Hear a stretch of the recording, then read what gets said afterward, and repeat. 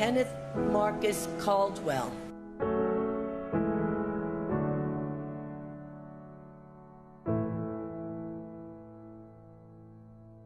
This is Tom Crotty. We met his brother.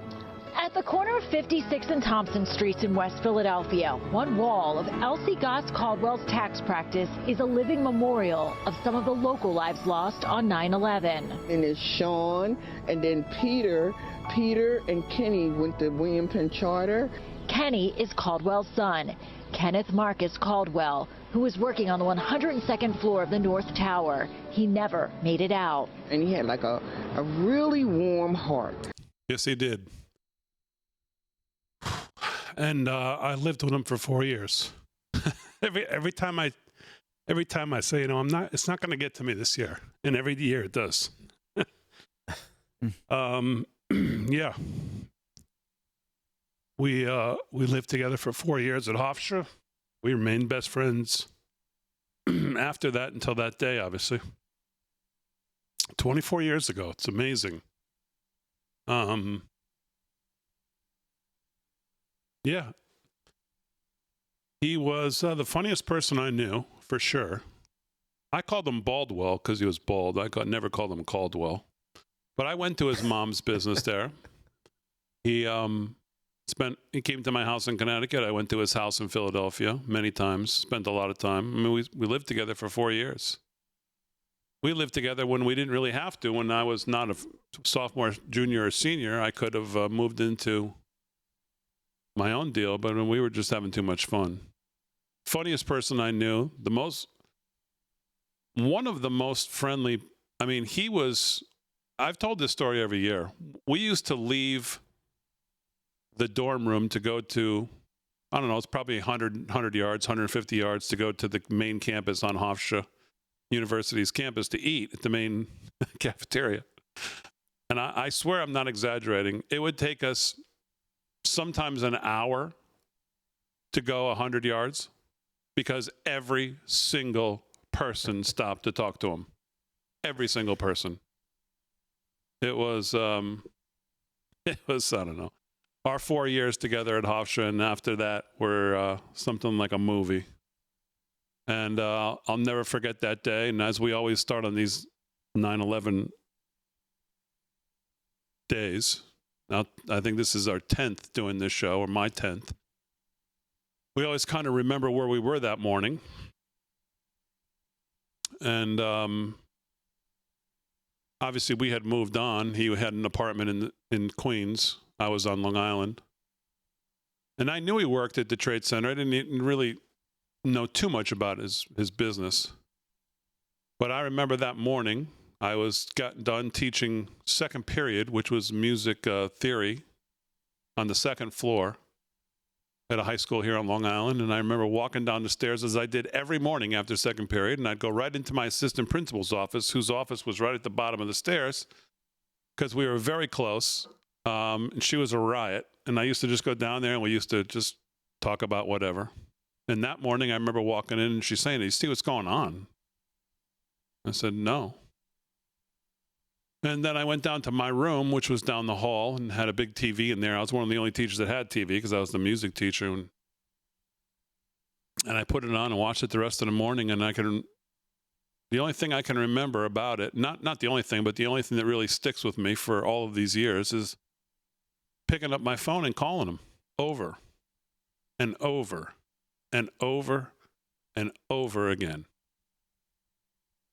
And, yeah, obviously he never picked up. And I think it took me till probably that evening to put it together that he was gone. I just kept holding out hope that he would have gotten out of there. But I think he was on the floor, 102nd floor. I don't think he had a chance to get out before the building came down. Live from Studio 6B. I want to bring the other guys in here, as I always do. Vinnie Max in our West Palm Beach studio. Rick Delgado's here. Slick is here. Obviously, we're going to do, it's a heavy week. 9/11 today, obviously 24 years. Obviously, still reeling from Charlie Kirk and what's happened today we'll get all caught up on that and some of what's going on. President Trump is at Yankee Stadium right now. We'll get caught up on that. But I always like to kind of let the guys talk about what they remember. 24 years, it seems like maybe, a year. Yeah. Slick, what do you remember about that morning? Yeah, well, good segue. I was actually thinking of this morning, right? It was 24 years ago. I woke up and first thing in my mind was Charlie Kirk. Did that really happen, that nightmare? Yeah. Did I have a bad dream? I wish I did. Unfortunately, I know I did not. When I went outside, I had an early meeting this morning. I had to be out of the house, around 8 o'clock. And I went, it was eerily just like that day. The sky was blue. There wasn't a cloud in the sky this morning. The temperature, it was really unbelievable. And I said, my God, 24 years ago, this happened? Obviously, I didn't have something as connected as you did, but we did lose 4 guys in Holbrook. As you know, I'm very involved in Holbrook. I grew up there, been president of the chamber for 26 years. I was president of the chamber when this happened, actually. I never forget, we had a carnival planned for that Thursday. This happened on a Tuesday, on 9/11. And we had to cancel that carnival. That was our first of many that we have to this day. And we lost 4 firefighters. One was a Holbrook volunteer firefighter who was also city fireman, and then three other firefighters as well. And of course, we had a big memorial for them, and we dedicated the streets and all. So I remember all that. Jerry Schrang was the one in particular that I knew. In fact, I still see his wife. Just saw her about 2 months ago, and they never recover from this, Big D. It's a void in people's lives. And I think, every death is that way of a family member, right? Losing your father, I lost my father, there's a void there. But these people, the void is even deeper. It's just incredible. So that's what I was thinking about this morning, and what my experience was. I'll never forget, I owned a pharmacy at the time. That was my first career there. And I remember a police officer coming in. He was an airport police officer. My pharmacy was only maybe quarter of a mile, half a mile from the airport border, town of Islip Airport, MacArthur Airport. And he was looking for batteries because they needed batteries for a backup transistor radio. I'm telling you, I feel like it was last year that guy asked me that question. I'll never forget it as long as I live. So, a day that's etched in everybody's memory. But us here on Long Island, and then folks that are in closer to the city, everybody was connected by something, somehow, through their community. So that was my memories today. Yeah. But boy, it was eerie this morning. Vinnie Mac, what you haven't been on a show with us, and I don't think on a 9/11. What are your memories?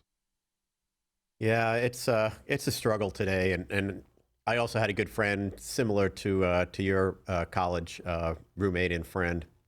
It's amazing, hearing you talk about your friend and just the great memory you have of his dynamic personality and smile and friendliness, and that's the beauty of memories, and remembering people like that who really touched you. So it was great to hear that. I used to send him. I used to go on Hair Club for Men and fill out his name and get it sent to the room. That is great. What a friend. I love it. I love your name for him. Yeah. What was it? Baldwell? Kenny Baldwell instead of Caldwell. Yeah. He was bald. His hair was never coming back. So I tried to help him, but. Oh man. Yeah. It was just great. It's a great story because I can relate to that. I grew up in a town where most everybody that I went to high school with and for generations worked in Wall Street.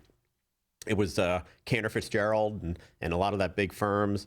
So we not only lost a few people, we lost generations of people that were in Cantor, and people just scarred for life. There's one fellow that I have a similar sort of relationship with, like you did with Baldwell, Don Spampanato. He was a bodybuilder. He was a good high school friend, always smiled, always laughed. He laughed at all my dumb stuff that I did. And believe me, I had a lot of dumb, weak jokes back then.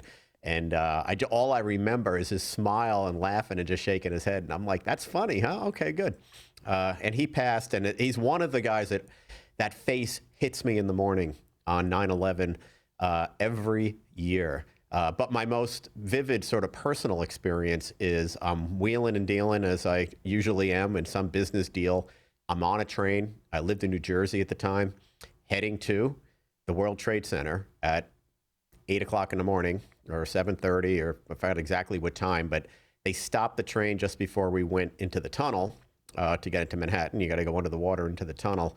And we were all watching the TV, of course, aggravated that there's this delay. And what's this delay? And you see, fire in one of the World Trade Centers, and all of us got out of the train and watching the TV, and then boom, the next plane hit, and we realized it's our Pearl Harbor. So it still brings tears to my eyes because the vigils I've been to with people, amazing. So sad. All right, 13 past the hour. A lot of news to get you caught up on what we know. We'll get Delgado's thoughts on 9/11. 24 years. Amazing. Live from Studio 6B on a Thursday. We're back right after this.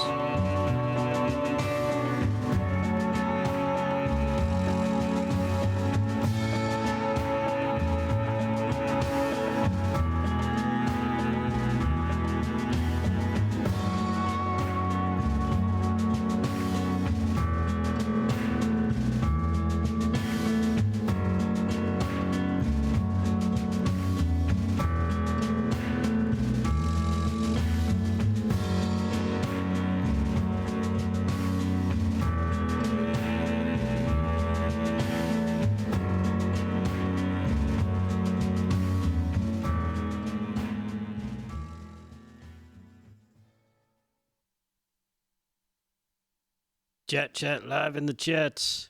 Yeah, chats. Chatting. Jeffrey Koenig has an interesting take on today, and I kind of felt a little bit this way myself. I'm going to be honest, you all. The Charlie Kirk thing has hit me so hard that I could not even honor the 9/11 people today. Charlie Kirk was on his mind. Charlie Kirk was on my mind all day too. Right, Vane? We were saying, right? Yeah, I mean, especially here, in the office, so many people coming through here that, had deep personal relationship with Charlie, and then our coverage. I don't know if you guys got a chance to watch Eric Bowling's show today, but if you haven't, go and watch it. It was breathtaking. He probably said some of the most amazing things I've heard any commentator, any talking head, or anybody say. And they had a eyewitness right there, front row, talking about what happened, and his testimony is chilling. So yeah, it's been a full day here of honoring, cherishing, and reliving it.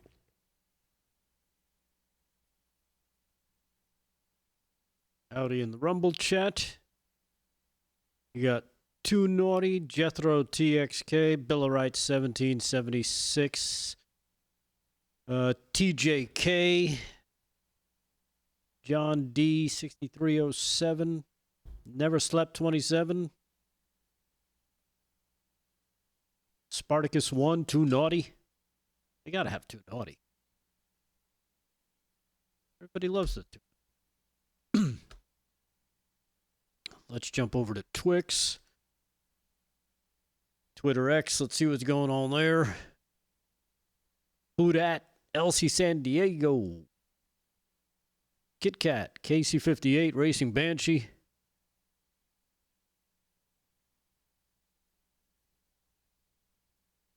Jolene Moore, Commander Mike. Howdy.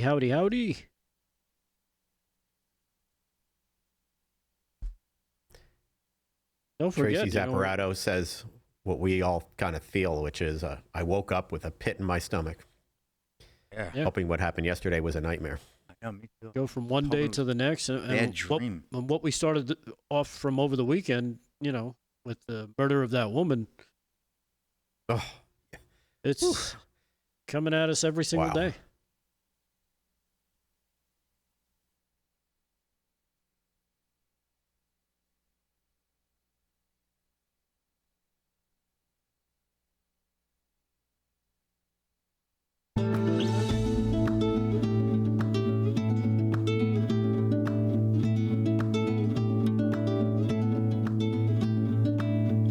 All right, 17 past the hour, live from Studio 6B on a Thursday, September 11th, 2025, 24 years removed from the attack on this country in 2001 that changed this country forever, changed a lot of people forever. It's been 24 years. Amazing to think it's been 24 years. And it's we've been talking about the week in its totality, from this girl in North Carolina to the unspeakable tragedy of Charlie Kirk, and then obviously remembering 9/11 today.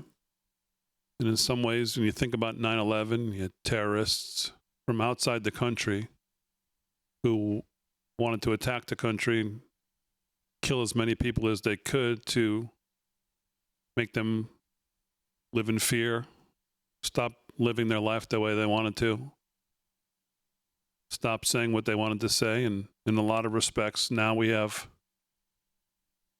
terrorists inside the country who are attempting the same thing. Mm-hmm. And they did with Charlie Kirk.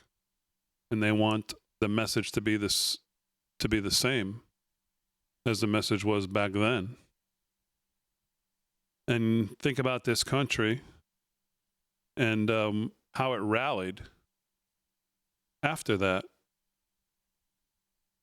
It'd be nice to see something similar happen now. And President Trump's at Yankee Stadium, and it shouldn't be lost on any of us that first game back after 9/11 was quite a moment for this country.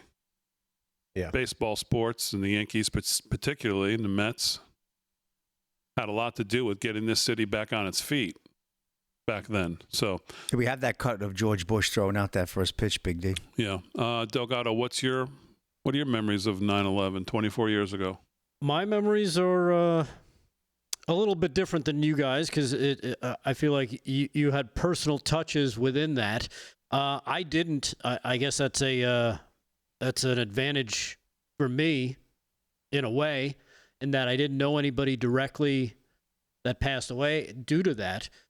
But it was, like I said, it was different because I was on a train, Vin. I was already almost into the city that morning, looking out the window, as I always do, taking the Long Island Railroad just before getting to the tunnel and looking out, over the gorgeous sunny day off to the left and seeing what I thought were clouds. And I was upset because I was like, clouds? It was supposed to be gorgeous today. What's clouds? Turns out that was the first plane that hit.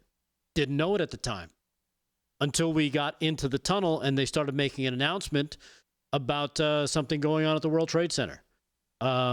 Getting off that train, reaching out to the people at 1010 Wins, because at the time I worked for, CBS Radio in New York City. One of our stations, 1010 Wins. I knew a lot of the guys. I knew the GM over there. We did a lot of work together back and forth while I was with the Opie and Anthony show on WNEW.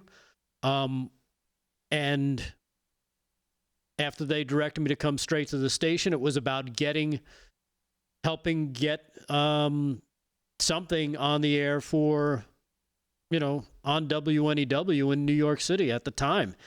And when you think about the kind of show we did, it was not lent to serious times. We were not a serious show. It was all about having fun and being stupid.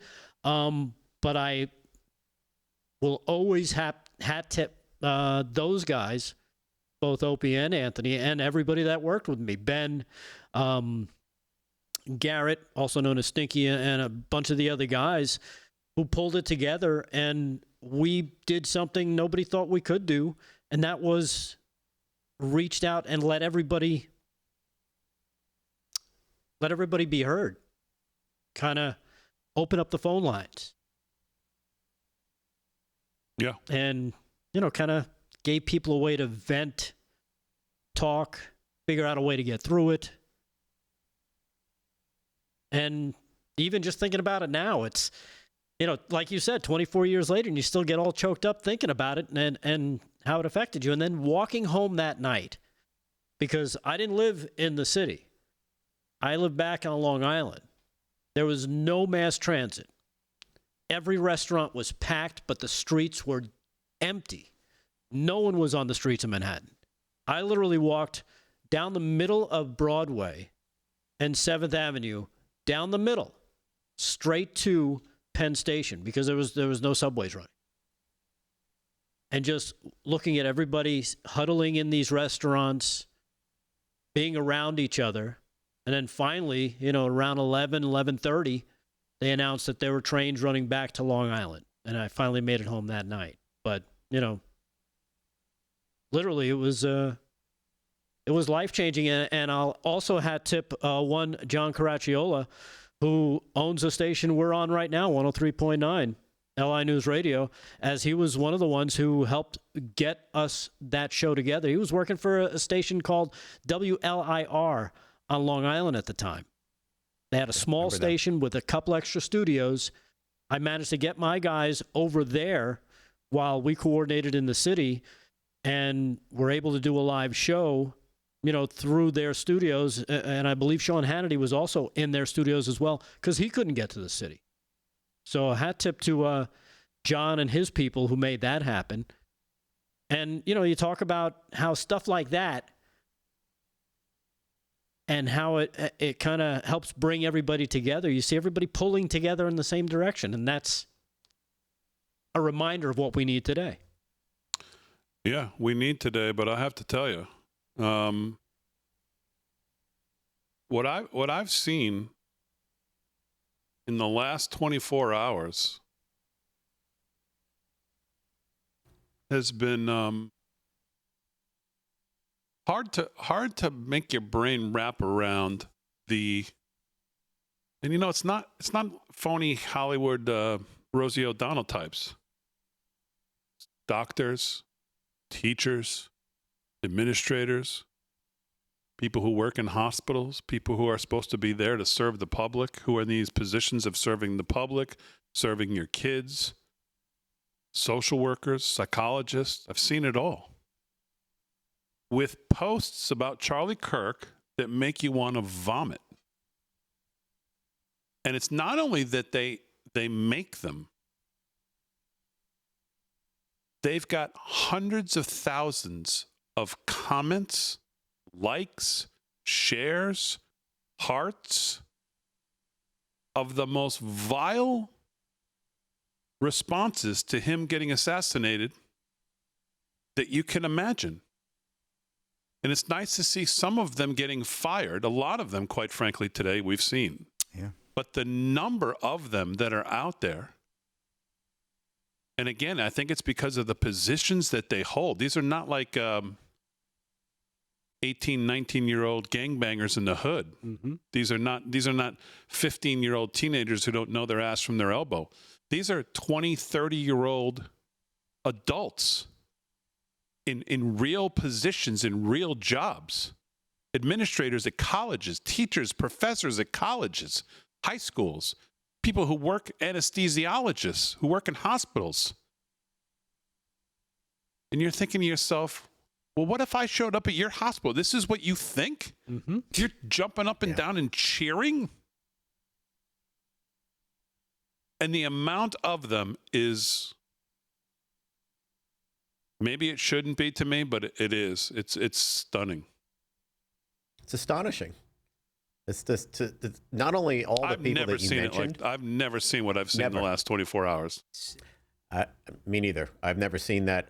But I've also never seen a narrative where, the president of the United States and the movement, the president's called Hitler, and we're all Nazis as MAGA supporters. All these bad things. They have sort of created such anger, and that anger's turned into violence, and that anger's brainwashed some very smart people. All right, 26 past the hour, live from Studio 6B. More to do. Get some news, some thoughts, see what's going on at Yankee Stadium, bring you up to date with what's going on with the search for this subhuman. All when we get back.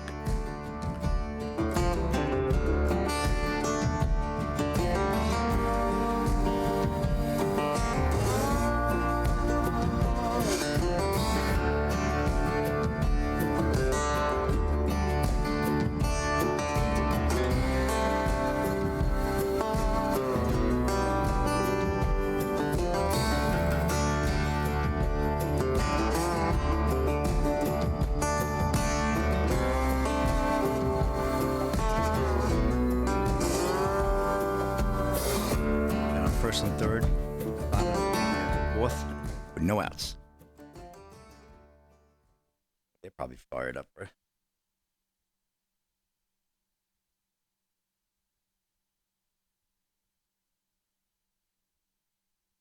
Judge hit a home run, I think, right out of the box there. Wow. President Trump's there. Told them he's good luck because every game he shows up to, the Yankees win. Yeah, he homered to center. You gotta love that guy.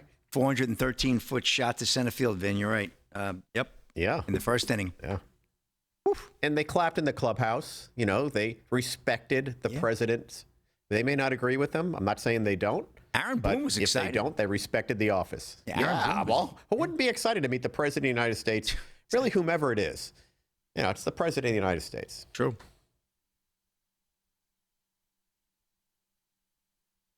Judge Holman again. He had 2 homers tonight. Wow. In the 3rd inning, he hit another one, 434 feet. He's on fire. They need him to get hot now.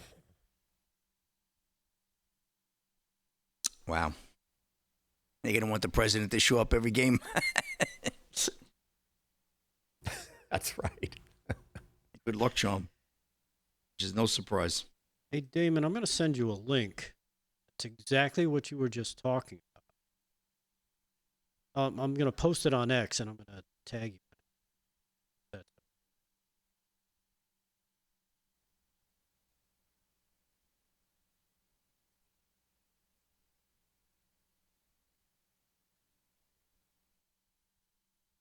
And we can talk about this. It's from Mike Benz. I remember seeing those isolated videos after 9/11 of certain types of people cheering. If you remember, we saw some of those videos out of Europe and some in the States, mostly radicalized folks. Just think that was appalling back then. Just this one star, amazing human being gets killed, and they're doing the same thing, but in, I would say, individually bigger numbers.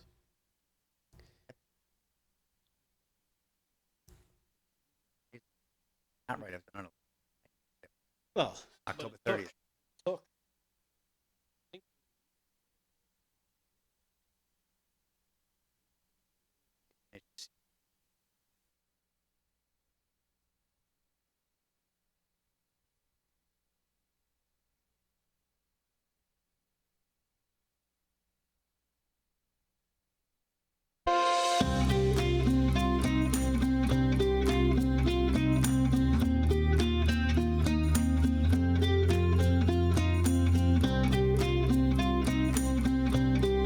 Live from Studio 6B, 30 minutes past the hour on a Thursday night, September 11th, 2025, 24 years removed from September 11th, 2001, when the world and certainly this country changed forever.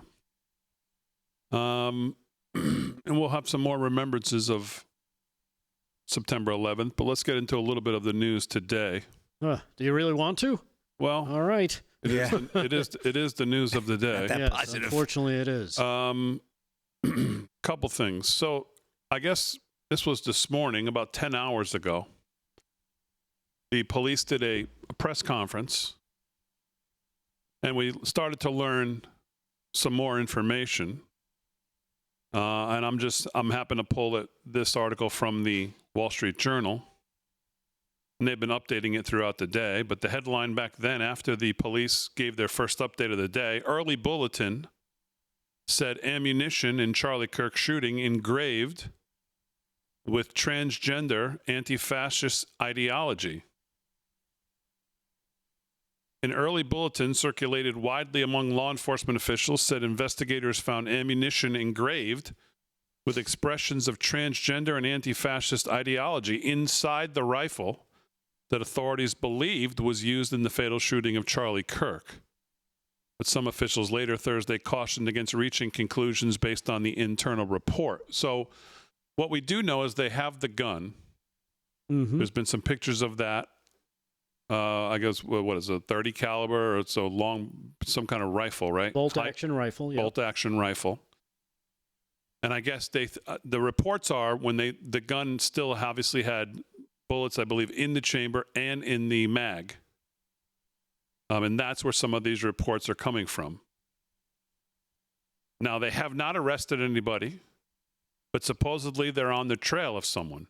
Yeah, they released photos. There's been some, they've released some photos, some pretty clear photos. Sunglasses, but still pretty clear photos. There has been some speculation that they have a name. I've seen a lot of stuff that says, hold on, they don't have a name. I've also seen reports that Dan Bongino and Kash Patel are on a plane to Utah. Yeah, that I heard as well. John Solomon has also reported that. And at the end of John Solomon's show with Amanda, he also said he was getting reports that they may be closing in, but obviously we all have to be a little patient there. But it's hard for me to imagine Kash moving to that area if this was still a big throw your hands up in the air. I mean, if he wants to, I mean, it would seem to me that he would want to be there. No, it seems like for a something great this point. high profile, that he'd want to be there would be a reason he would be going, because they're going about to collar this guy. Right. Now, what else have you heard? I would be a little leery of jumping on the ideology inscribed bullets, because that's what we saw out of that kid in Minnesota. Yep. Seems a little all too convenient. I don't know, maybe that was part of the let's throw them off the trail kind of thing, or if it was, I'm not gonna. It almost seems like they want us to think a certain way. Let's wait. As Bongino always used to say, just wait. Give it 48 hours, 72 hours sometimes, and then you'll start to see the truth come out. So I think in this respect, and in me, I like to be over my skis, Damon. You know this.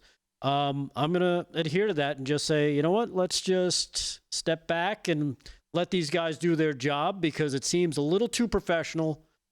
I heard one expert talking about the range, the wind accountability, some of the other factors that come into making and taking and making a shot like this. Even though, some people might go, oh, well, 200 feet isn't that far, but whatever it was, whatever the distance was, using that type of rifle, being in a perched position. I heard Dallas, what's his name? He's one of the top snipers in the world, said he could teach somebody to hit that shot in an afternoon if they had even the most basic idea of a weapon coming into the training. Right. But again, we're led to believe that if it's some liberal wacko that, they probably don't train all that much, and this could be their first time using a weapon. That's from the, that's what we're conditioned to believe from the left, is that they're just crazy and that it's just, this seems too good. Too calculated. Yep. Has a plan of escape. Didn't go crazy like, oh, you go out swinging, go out shooting, death by cop kind of thing.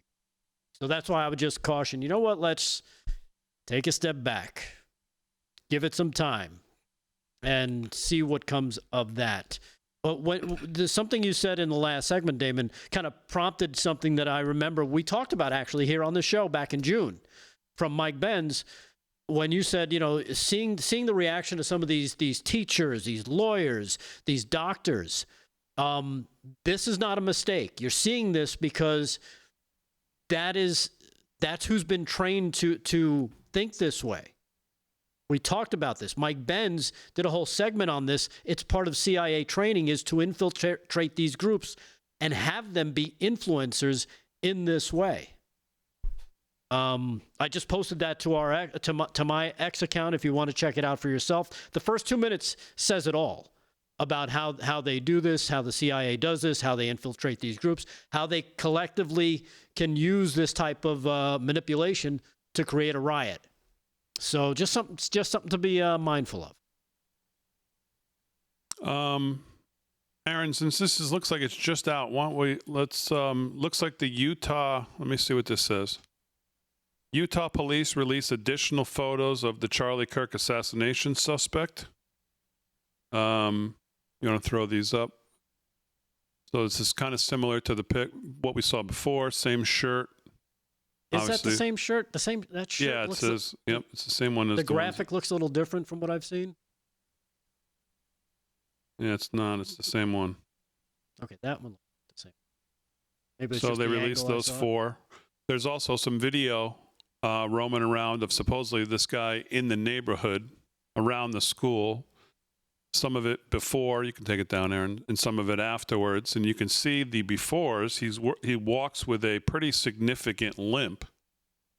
And the speculation is that he walking with the limp because he had this rifle tucked down the pants up the side. So he was kind of, I mean, and again, who knows? Like I'm with Delgado on all of this. Always just let's wait and see where the facts take us. But we do know for a fact that Kash Patel and Dan Bongino are supposedly on, if not already, on their way to Utah. The other news of the day that I think is worth really focusing on, because it's been absolutely so beautiful to and I mean beautiful in one respect and obviously so gut-wrenching in the other, is the behavior of our vice president, and that's J.D. Vance. Yeah. And J.D. Vance flew on Air Force 2 to Utah to see the casket off and load it onto Air Force 2, which he's there right in the front. I think he helped carry it. Yeah. And walked it onto the plane. Wow, look at that. His wife as well. Went out there, held hands with Charlie's wife. Well, that was once they got back to Arizona. I'll get to that in 1 second. But the vice president flew out there and walked and helped load the casket onto Air Force 2.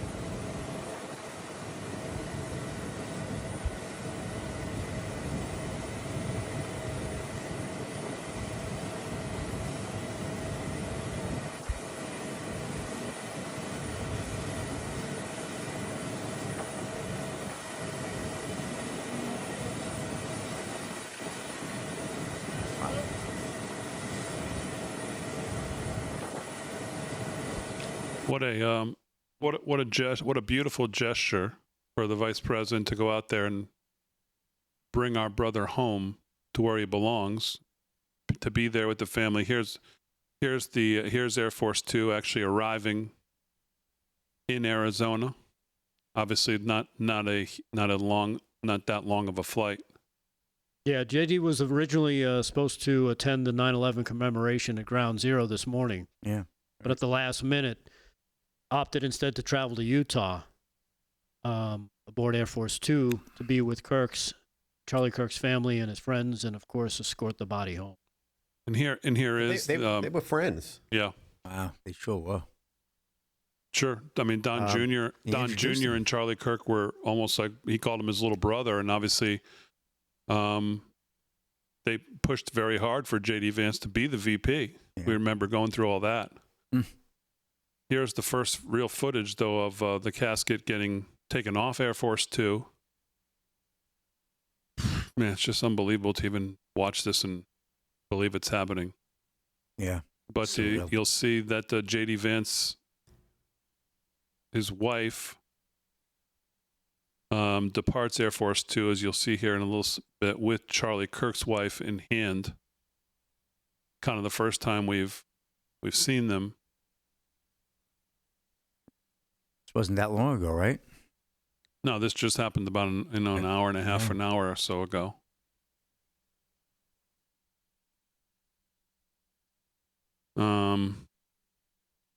Yeah. So just beautiful, surreal, honestly, obviously, but beautiful gesture by our vice president, and the president today spoke on it. Yeah. So. I love the idea that. They were friends. I had dinner tonight with someone in the Trump administration, and they were telling me Charlie Kirk stories.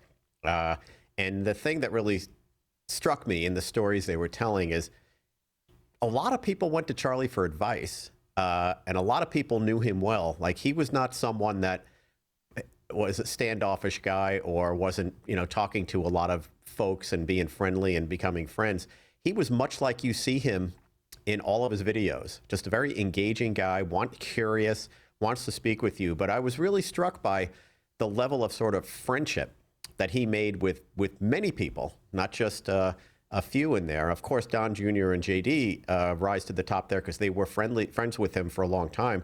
There was talk of him having a serious run for the presidency at some point. Like, he was someone that folks felt they could build around down the road as president. I mean, he was highly thought of within not just the administration, but all throughout the Republicans in Washington, and a friend, not just a senator, a colleague. I mean, it was the most logical next step in the next 10 years, you would think, maybe 10, 15 years. He's only 31. We got to be in this early 40s, 45. Yeah. He would have built he'd already built such a huge movement, but a huge connection with the younger voters of this country. Imagine another 10 years of this, another 12 to 15 years of this, and then run. I mean, it would be what was left for somebody like him. Right. Exactly right. So tough, man. Tough shows to do. All right, 17 till the hour. We'll do some more when we get back right after this.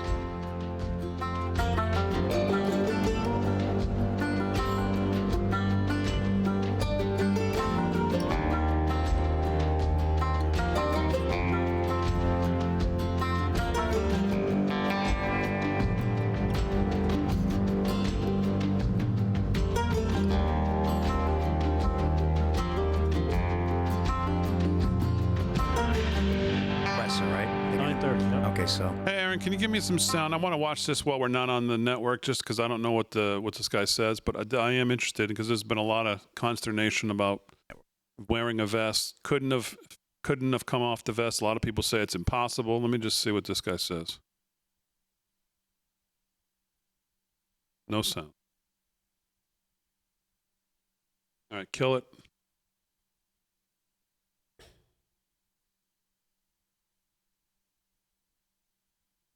Why that thing has to reset every night?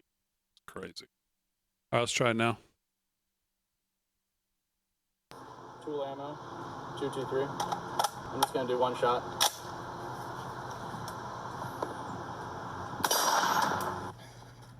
A little extra on that. That was our impact. And this is a brand new piece of foam, so that one shot did that to your chin. So that's cool. Here's the bullet, actually. What's left of it. So that's great. There's some more of it. Tool ammo. Okay, I'm not really sure what this guy wrote, yes, Charlie Kirk was wearing a bulletproof vest. The bullet ricocheted off the steel plate, causing spalling and hit his carotid artery. Spalling refers to incidents where parts of the bullet flake off the projectile upon impact with the target. So, who knows?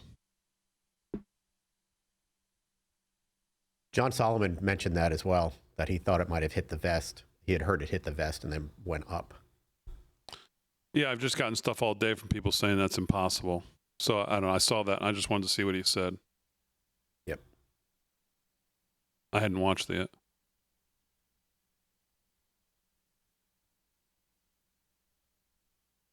Raj says if he was wearing a vest, it was probably a level 2 or 3, which is all Kevlar. He may have had a ceramic plate, but a 30-06 would go through that. So what are you saying? Are you saying it's impossible as well, that it could have ricocheted up and that's what hit him, or you think it was just a clean shot into the neck?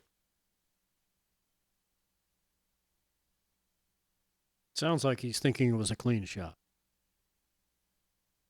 Certainly looked like that to me. Yeah. I think if there was a clean shot into the neck, it would have come out behind him.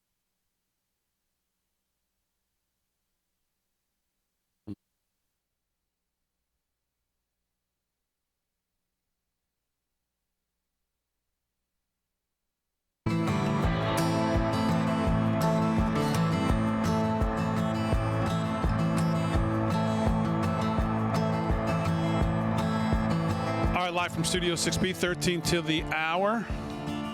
On September 11th, 24 years removed from the attack on this country, September 11th, 2001.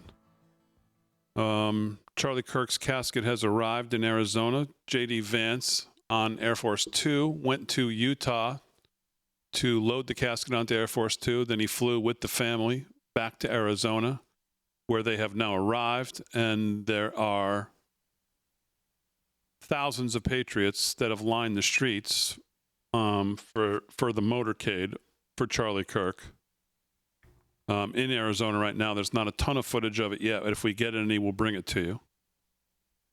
as far as what's going on with trying to find this subhuman scum. FBI Director Kash Patel, our understanding, listening to John Solomon, is that he is on his way, if not already arrived, I believe with Dan Bongino as well, to Utah. And I mean, it's hard for me to imagine they're going out there just to get an update. It would seem like if they're going out there, they're going out there because stuff's going down or they're getting close. Well, according to something I think Slick saw, they've got a press conference scheduled with Kash Patel at approximately 9:30. Okay, so if that happens, we will absolutely be on every second of that. We'll find it somewhere, and we will bring it to you. FBI, actually, Nick Sorter, just right here in front of me now, FBI Director Kash Patel and Deputy Director Bongino are officially on the ground in Utah at the scene of Charlie Kirk's killing. An FBI press conference is now scheduled to happen within 1 hour. It's about to get real, he says. Well, we don't know that. All right, that's what we know. So there, let's not that we're not light in the mood, but there is some other stuff going on, and President Trump has decided to go Slick to Yankee Stadium tonight. What's so? Give me a little update and show me some of what's happened there so far. Yeah. President Trump in the Bronx. President Donald Trump attends New York Yankees game on 9/11. James Williams of USA Today reporting. President Donald Trump was in attendance for the New York Yankees game against the Detroit Tigers on Thursday, September 11th. The Yankees held a pregame ceremony Thursday to recognize the victims and heroes of 9/11 on the 24th anniversary of the terrorist attacks, where nearly 3,000 people died as a result of the attacks that happened on that day in 2001. We do have some cuts here. I believe, is it cut 7, Aaron, where we have the president in the clubhouse with the guys? This is right before the game, maybe about 7:15 or so.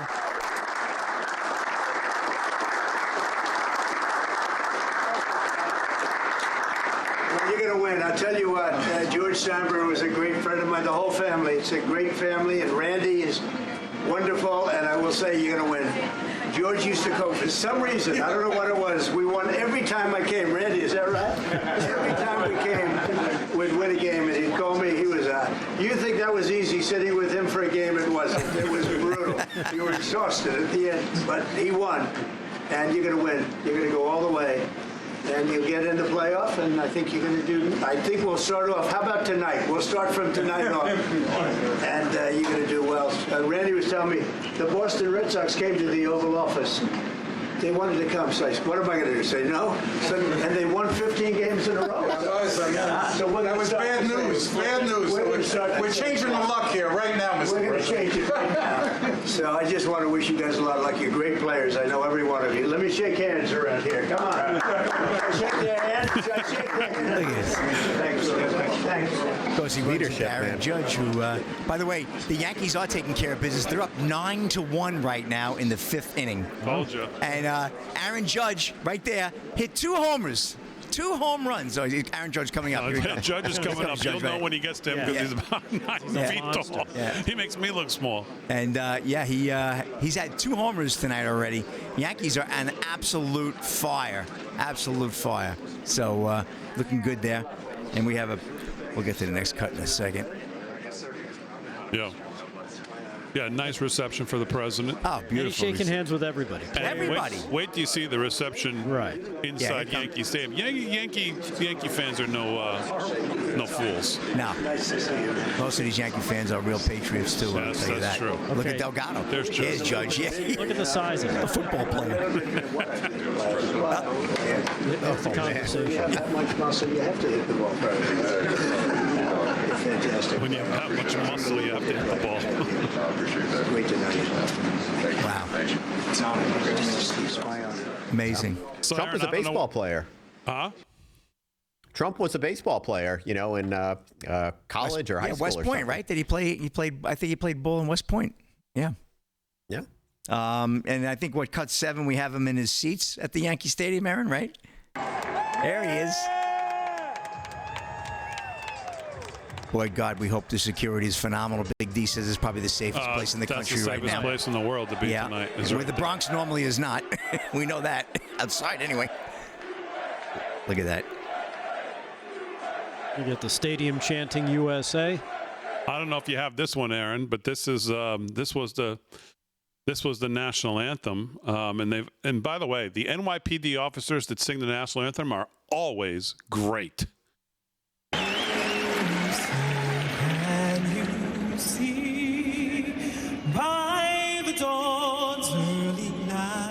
Little Johnny Mathis type of style. Very nice.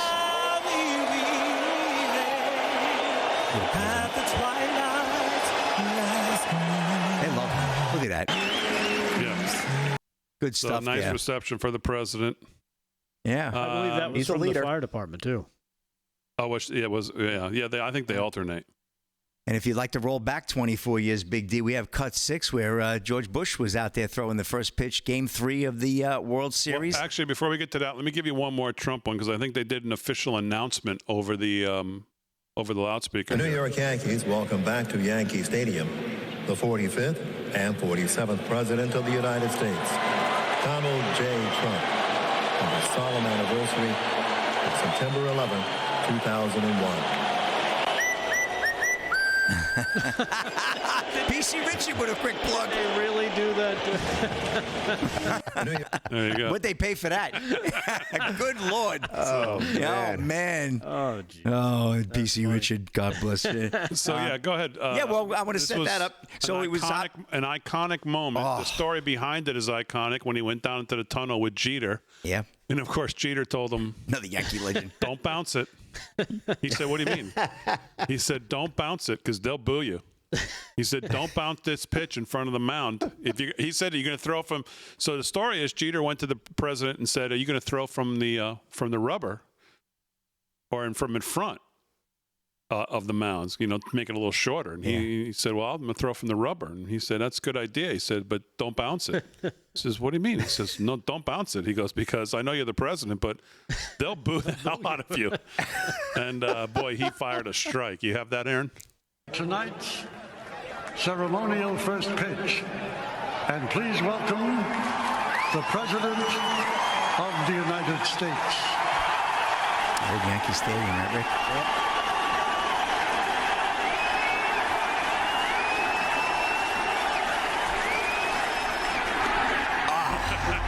Come on. Oh, yeah. I think it's the best first pitch I've ever seen a non-athlete fired in a little movement on that ball, too. Yeah. Not only that, remember, he practiced. He had a full vest. Yeah. That's right. Bulletproof He did vest. Right. Underneath that jacket. Yes, and, Tori's asking him, you want to sign the contract? That was Game 3 of the World Series. So that was October 30th, which we were talking. Rick reminded me it was about 3 weeks before anybody was playing any ball there. So it took Game 3, which was the first home game for the Yankees in that World Series, which they did unfortunately lose that series to the Arizona Diamondbacks. All right, wrap on hour 1, hour 2, live from Studio 6B right after this.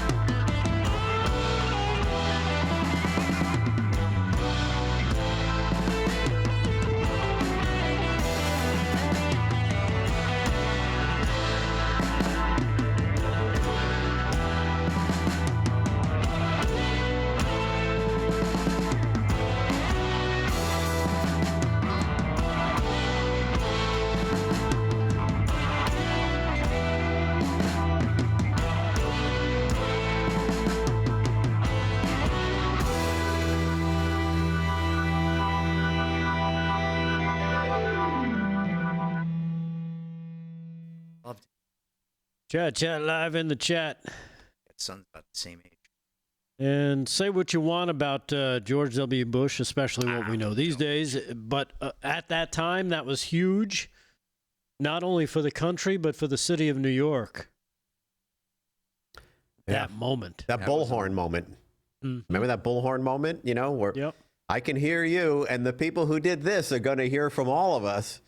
I mean, chills. You have that video? I could probably find it. I don't know if we have it, but yeah. That's one of the most inspirational moments I remember from really any president in my lifetime. Oh, yeah. Aaron, this says this is live. Can we put this up? It in well with a college institution. And we're not releasing many details right now, and we will soon. But right now we're not. But that individual appears to be of college age. We are confident in our abilities to track that individual. If we're unsuccessful in identifying them immediately, we will reach out for the public's help and this media's help is in not pushing live. those I know photos. This is from this morning. I don't know. Their thing says 5:57. It says 8:57, which is the time right now, but this is definitely not live. Live Now sometimes reruns their stuff. Okay. All right. I don't see anything set up yet for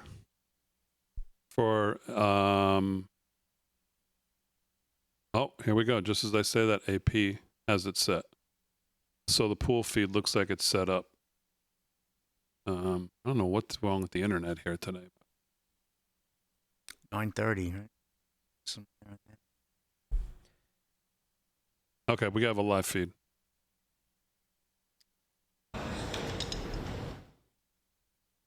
They have a schedule yet on the Charlie Kirk ceremonies and stuff? What they're going to do? Did they get to that yet? No, right?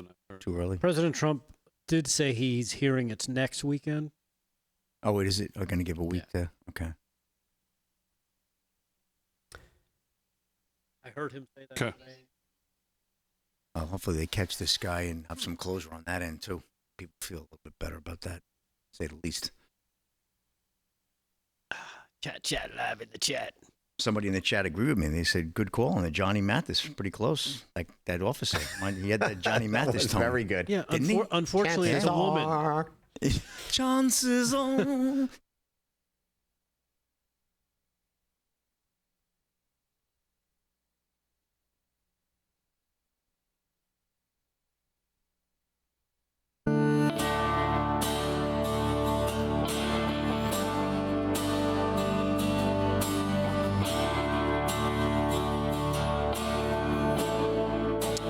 All right, hour 2, live from Studio 6B, live shot of the Freedom Tower, New York City, on a Thursday night, September 11th, 2025. 24 years removed from 9/11, the day that the world changed, this country changed, a lot of our lives changed. We talked a little bit in hour 1 about how all of our kind of personal remembrances of that day. So it's been a boy, I don't know. And we've done this show, me and Vin started this in 2015. I don't know that I can remember a heavier week of news that really has changed. I don't know. I feel fine. Not that I don't feel good, but I'm just affected in a way. And I said this yesterday, and it's just so strange because I met Charlie Kirk barely one time. Didn't know him at all. Like guys on this network have known him so well. But, and I don't know if it's just because you can't get every single post is about him, but I don't know. Vin, I don't know if I'm sure you've experienced too being there, but just this one's just something's just different. Yeah. I mean, I'll say 2 things on that subject. Number 1, how proud I am to be associated with this network. The owner of the network is as emotionally affected by what has happened here as anybody on the planet involved in knowing Charlie or not knowing Charlie. He is just strongly emotionally connected to it, as are many people here. So seeing that makes me feel proud to be associated with people that care that much about faith, about a person, and about the mission. But the thing about Charlie that I find most striking with people who don't know him, people who've just seen his videos, people have seen him on TV or seen him in interviews and so on, is, and I think I speak for most people out there who might be watching our show right now, we all feel like we know him. We all feel like we know him because he was that kind of guy in how he talked and how he presented. You just felt like, I'm not watching some TV anchor, some TV star, some guy. I'm watching a guy I know talking about something he feels strongly about, and I happen to agree with him. And I think people just connected so much with him personally that they feel and they felt they know him, and that's why we're getting such a strong reaction. I see messages all day. I'm getting messaged constantly from folks watching our show, and I'm looking at the stream now. People crying over someone they really don't know, but they know through media, and that's how intimate, the relationship was with Charlie and just the audience in general. So I think that's part of the answer there, Damon, as to how people are reacting. And I want to thank people, speaking of people reacting to our opening segment. I'm getting a lot of messages about our opening segments, and a lot about my relationship with what started out as college roommate, ended as best friend. And so I want to thank you for that. But please don't call him Caldwell. Call him Baldwell. So, out of respect, please, Baldwell. Yeah. 3 minutes past the hour 2. So we have a live feed up of what we believe will be the FBI update. Supposedly, here's who's going to be involved with it, just so you know, and this is all happening in real time. So we believe this will be a press conference around 9:30 p.m., and it will be FBI Director Kash Patel, FBI Special Agent in Charge Robert Bowles, Utah Governor Spencer Cox, Utah Department of Public Safety Commissioner Bo Mason. So that's who we believe we're going to get at 9:30. So we do have a live feed up of what we believe will be the room. That they're setting up a TV right now, putting the podium in place. So we have it. We'll put it up when there's something to see, if it starts on time. President Trump is at the Yankee game. Mm-hmm. He's brought him good luck once again, as they are right now. What's the update, Slick?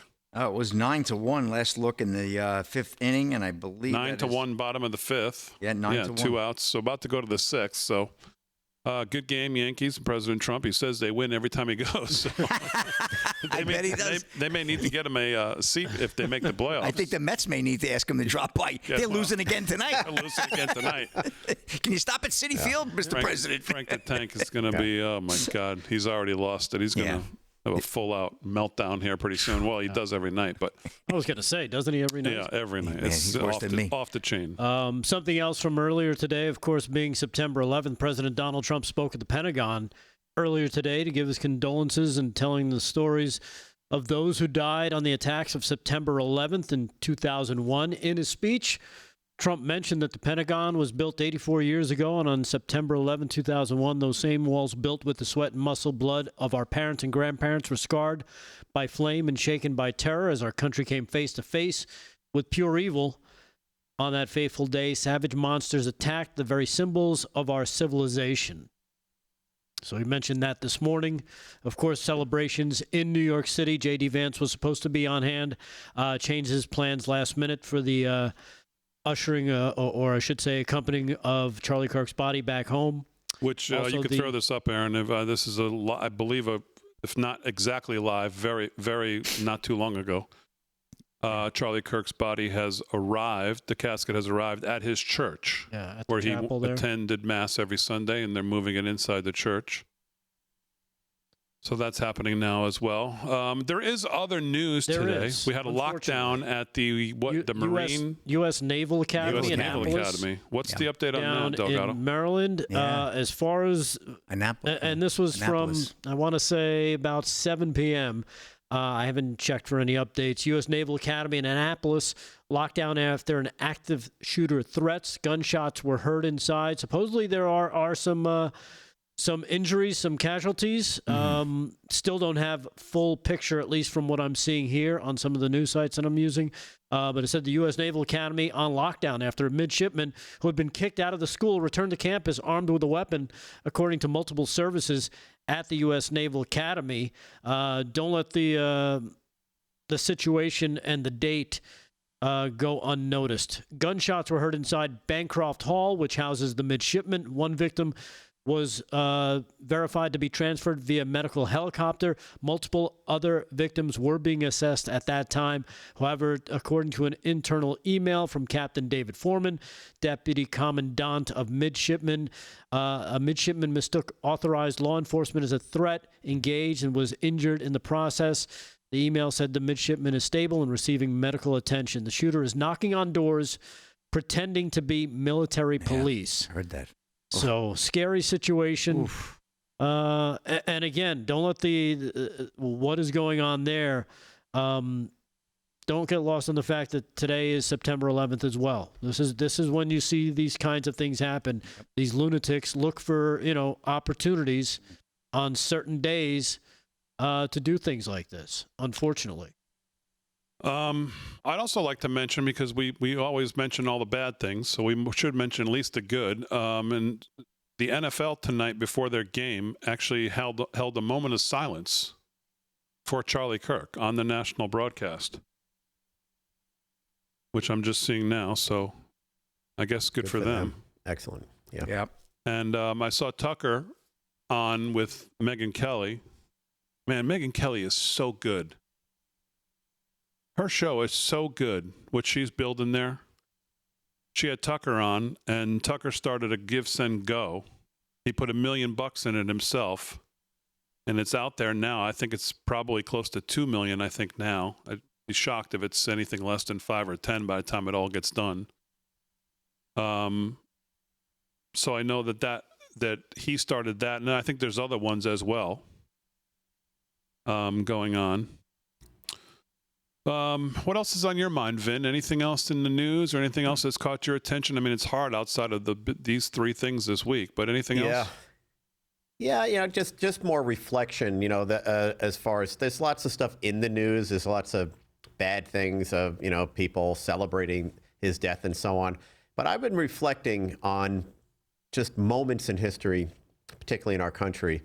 World War II, the Japanese bomb Pearl Harbor, that created what we've all referred to as the greatest generation. People enlisted, people wanted to fight that war. They wanted to take Hitler out, so on and so forth. It was a monumental moment in history and the greatest generation. When 9/11 happened, I mean, how many people, I know several, and I'm sure you guys do as well, that enlisted, that wound up going to Iraq and Afghanistan and so on, and fighting the fight because of what happened in 9/11. It created another generation of great Americans. And I feel like that's what we need to embrace here now with Charlie's passing. It's such an appropriate name, Turning Point, in his whole cause. But we need to now react as those people did, not in a warfare, not in a violent way, but in continuing to push strongly forward to getting our country back on solid ground, as we are starting to see. That's what Charlie was all about: faith and the truth, and all of these things that we believe in as MAGA. He was all about those things, and I do want and hope that the result of his death inspires people on a positive way to be constructive, to help our country just get better and get away from this progressive left-wing, anti-God, anti-faith sensibility that the progressives and the left have brought in there. And that's all I've really been thinking about, Damon. I've seen a lot of news, and I've seen a lot of things I'm not happy about, and people talking about things. I've seen a lot of passion, a lot of tears. But at the end of the day, I land right there. I'm like, let's make this a turning point for our country and our people. It's no longer we support MAGA. It's no longer we want to fix this country. It's like now we each need to take a more active role in all of this. We need to be more purposeful. Many have, and I think many more now need to. Let's take Charlie's death and what he stood for and create energy around that to improve our country, in particular, bringing God back into our country, into our lives, and into our politics even, because it's only goodness with that, and that's what Charlie was about. So that's what's been on my mind. There are lots of other things that I can refer to here, but when I think about the enormity of what we've all just gone through with Charlie's assassination, There has to be as strong an emotion on a positive level, taking us forward into a productive way to fix these things. And to me, it's as important as the guys who went storming out to go to war at World War II, the greatest generation. We have a chance to be the greatest generation. Now, the people following Charlie, those young people, they have a chance to be the greatest generation right now. All right, well said. Live from Studio 6B, 13 past the hour. The great Larry Arnn from Hillsdale College put out a statement tonight. I want to play it for you when we get back. Plus, we'll get to some other things. And we'll get ready for what we think is going to be a 9:30 presser with Kash Patel. Get an update on where we are. Live from Studio 6B. More after this.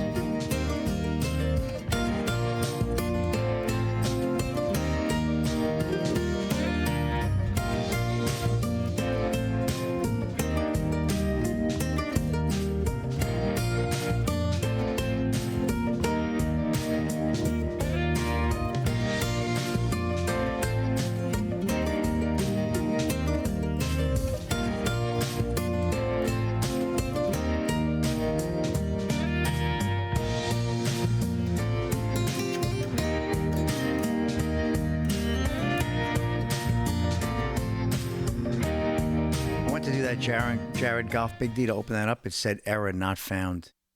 I tried it. I even went in and came out of your link and went into it regular, and that's all I see. It's the only story out of that Michigan, that local paper, and then it says error not found. Go do it, sir. I did. That's what came up. Just that one story. That's all that came up. Jared Goff. Yeah, I'm getting the same error. Yeah. What was the story about? He's apparently giving $300,000+ to Charlie Kirk's family. That's the report. Yeah, I don't know. Significant. Let me see. Donation. Maybe it's fake. Lead stories, fact checks. Jared Goff. I mean, I opened the link. Yeah, I went to it and then I came out and I went to it on my own, and still all I could find was that one story. It's on Facebook too. He's got a Facebook, but I'm not on Facebook. Yeah, you know, I did a search for him. I see other stuff, but I don't see that. I think it was actually fake. Okay. It was fake, yeah. I'll leave it be. That's what it looks like. That's sick as right out of Michigan. That's weird, though. When I clicked on the link from Twitter, it actually took me to his story. But now that I click back on it, the story's gone. Not found.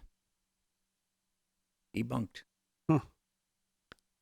Yeah, it says claims originated on a series of articles of fake websites, including this article, archived here, published on VJ.io, September 11th, under the title, Eagles QB Jalen Hurts honors Charlie Kirk with $300,000 donation. Now it's Jalen Hurts. Before it was Jared Goff. They're using a bunch of different. Yeah, they're using just a bunch. Sick. Yep, and that was fake too. Right. And any one of them could do that. Well, I know that Tucker's is real because I saw it. What did Tucker do? He did a give, send, go.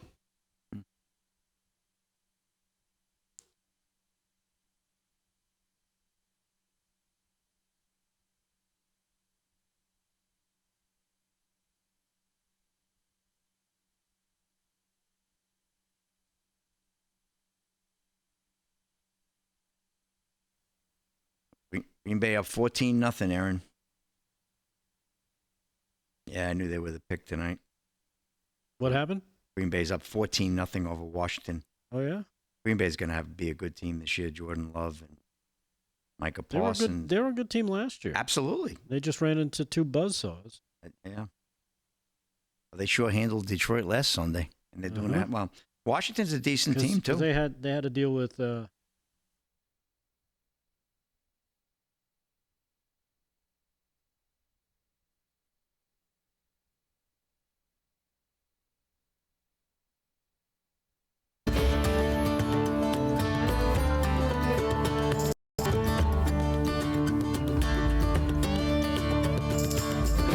$17 past the hour, live from Studio 6B on a Thursday night, September 11th, 2025. Glad you're in. Slick Sierra is doing just a touch of sports tonight because the president's obviously at Yankee Stadium. Yankees are up 9-1, playing well in front of the president of the United States. We've got a great reception at Yankee Stadium on this remembrance, 24 years removed from September 11th, 2001.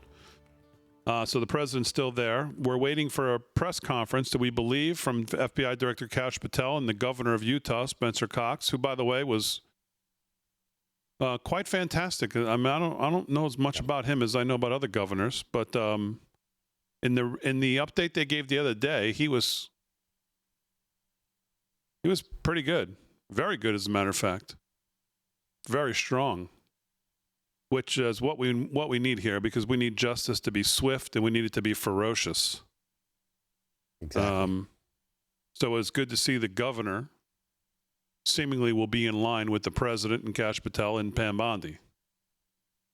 Larry Arnn is the president of Hillsdale College, a great university, a great bastion for individual liberty, freedom, the Constitution. He put out a statement tonight that I want to play for you on Charlie Kirk. Here it is. I want to express the condolences of my wife and me and of all of Hillsdale College to the family, Erica, and the children of Charlie Kirk. Charlie was a friend of mine. The way he became a friend tells something not so much about what he achieved, which is famous, but how he achieved it and how he deserved to achieve it. I met Charlie when he was 19. He was already becoming famous. So I asked him what he did, and he said he did Turning Point, and I said, what is that? And he said he's going to improve the culture on college campuses. He had this curious mind. He wanted to improve it. He wanted to grow. He had the humility to know that it was important to know and that he didn't. And he had the confidence and assertion to seek to know. And what did he want to know? He wanted to know all the basic things on this earth, and he wanted to know how they reach up to heaven, where he must be now. He was a believer in the Almighty God and a faithful servant of him. It was been no surprise to me then that Charlie would build a massive organization, reaching millions of people. No surprise to me that the 800 or so people who work for him loved to do that, found him an excellent boss. No surprise to me that he would go on college campuses on the day he was shot and address all and sundry under the topic, "Prove me wrong." No surprise to me that he would be incisive and effective in those arguments. No surprise to me that he was never demeaning of anybody, and he never lost his temper. He was a reasonable man. He was a serious man. You get to be that by making yourself that. The wicked man who shot him has to be the worst kind of person, because likely it will prove that he shot him because of his virtues. I'm privileged to know lots and lots of high-minded, intelligent, and serious young people. Charlie is one of the best I ever saw. It's an honor to have known him. The benefits he brought our country will continue. In some ways they will grow because of his martyrdom. I want Erica to know that we will help her with those children in any way it is in the power of a college to help, and that is some significant way. And I want everybody to stop and pause and think about the good of Charlie Kirk and pray for his family. Thank you. The great Larry Arnn from Hillsdale. And well said, Vin, huh? Magnificent. Magnificent. He said, couldn't say it better. Yeah. Beautiful. And Hillsdale's we never made it there in our college search, although I wanted to. But just a little too far away. But, in a place where you wouldn't think, obviously in Michigan, in the location of where Hillsdale is this little bastion of freedom. And Larry Arnn makes sure that it stays that way. And those kids who go there come out, well, the way we want all of our kids to come out of college. And unfortunately, that may be the only place, maybe a few others, Liberty University, I believe.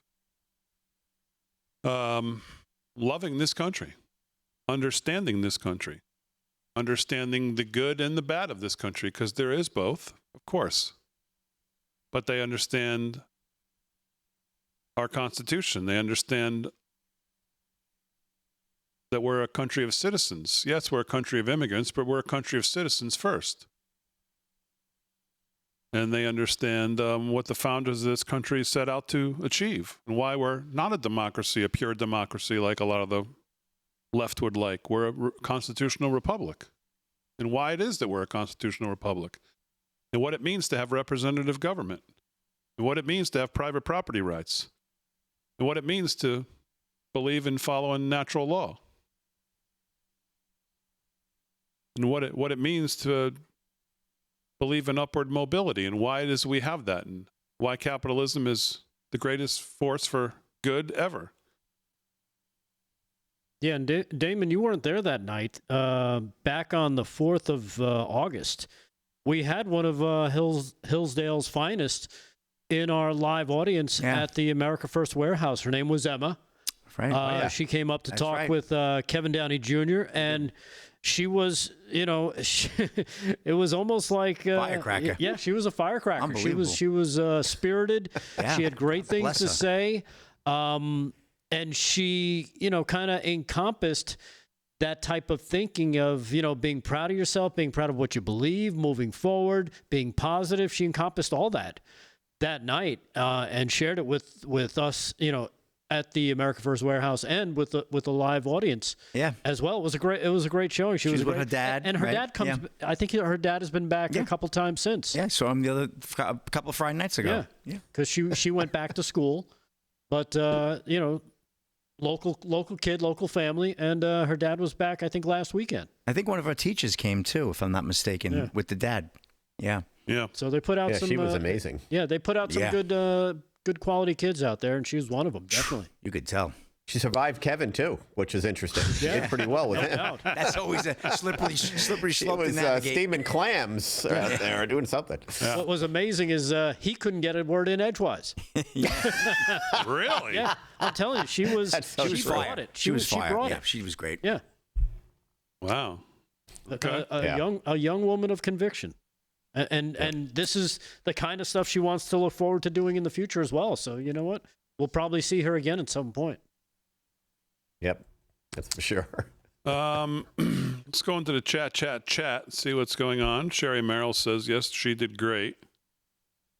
If you're watching on any of our socials, I appreciate it. You know what I was thinking, knowing that these shows are hard to do 2 hours when there's really nothing else. It's not that there's nothing else to talk about, but you just don't feel like it's just not appropriate. Right. Right. I was thinking all day, you know what I would have loved to have done tonight is just to open up the phone lines and talk to the audience. That's really what I wanted to do. I like that. Well, that's really what I wanted to do, but we just unfortunately right now don't have a way to do it. Yeah. And Damon, it's funny you say that, because that's how I described what happened to us on September 11th back in 2001 with the O&A show. That's exactly how we had to deal with it. And it, people look for outlets, and, even I think just us talking gives them the opportunity to feel like they're included and part of this conversation that we're having, even though we're not covering, other specific news and stuff like that. Sometimes just hearing people talk about the things that are important to them helps them in their healing as well. So. All right, 26 past the hour. We'll see what else is on Vinnie Mac's mind. Slick will give us an update on the game, see what other headlines Delgado has, and then we'll get ready for what we believe is going to be a 9:30 update. Although looking at the live feed, it looks like they're having they need Harry on the highway there. They can't get the TV to work. Oh, no. It sounds like he's there. So he might actually be there in disguise. He did leave earlier. Yeah, he might have.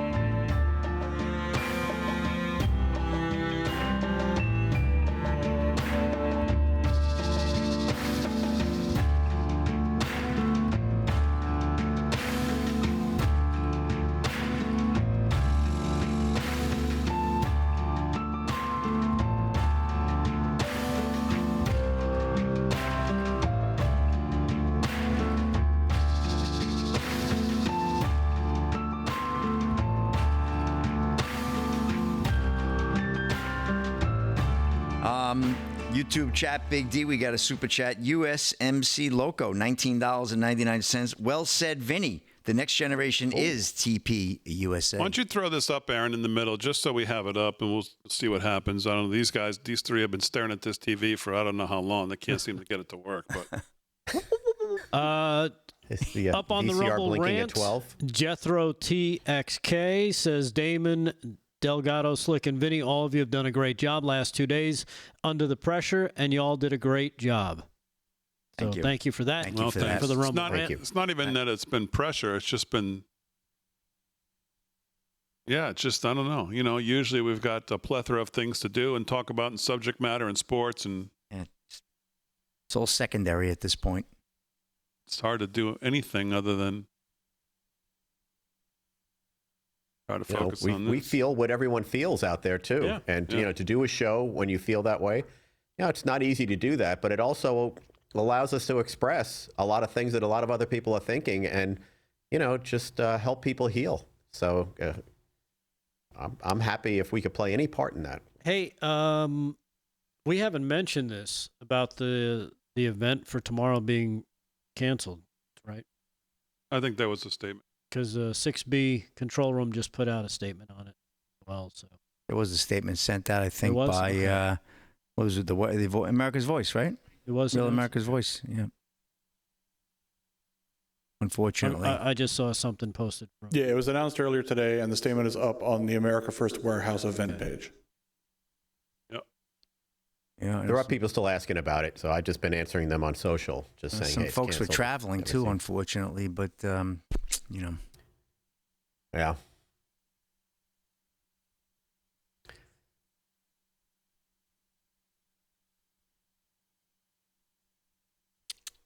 Red Wing 471, Hillsdale College, where Lions rookie Tesla went initially. Yeah, he's a hell of a wide receiver, that kid.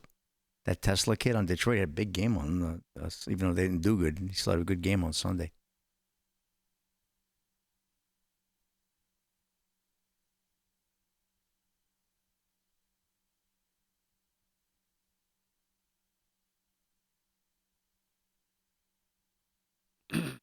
This guy's not, I mean, I know this hasn't started yet. What is this guy doing? Just testing the mic, or what is this?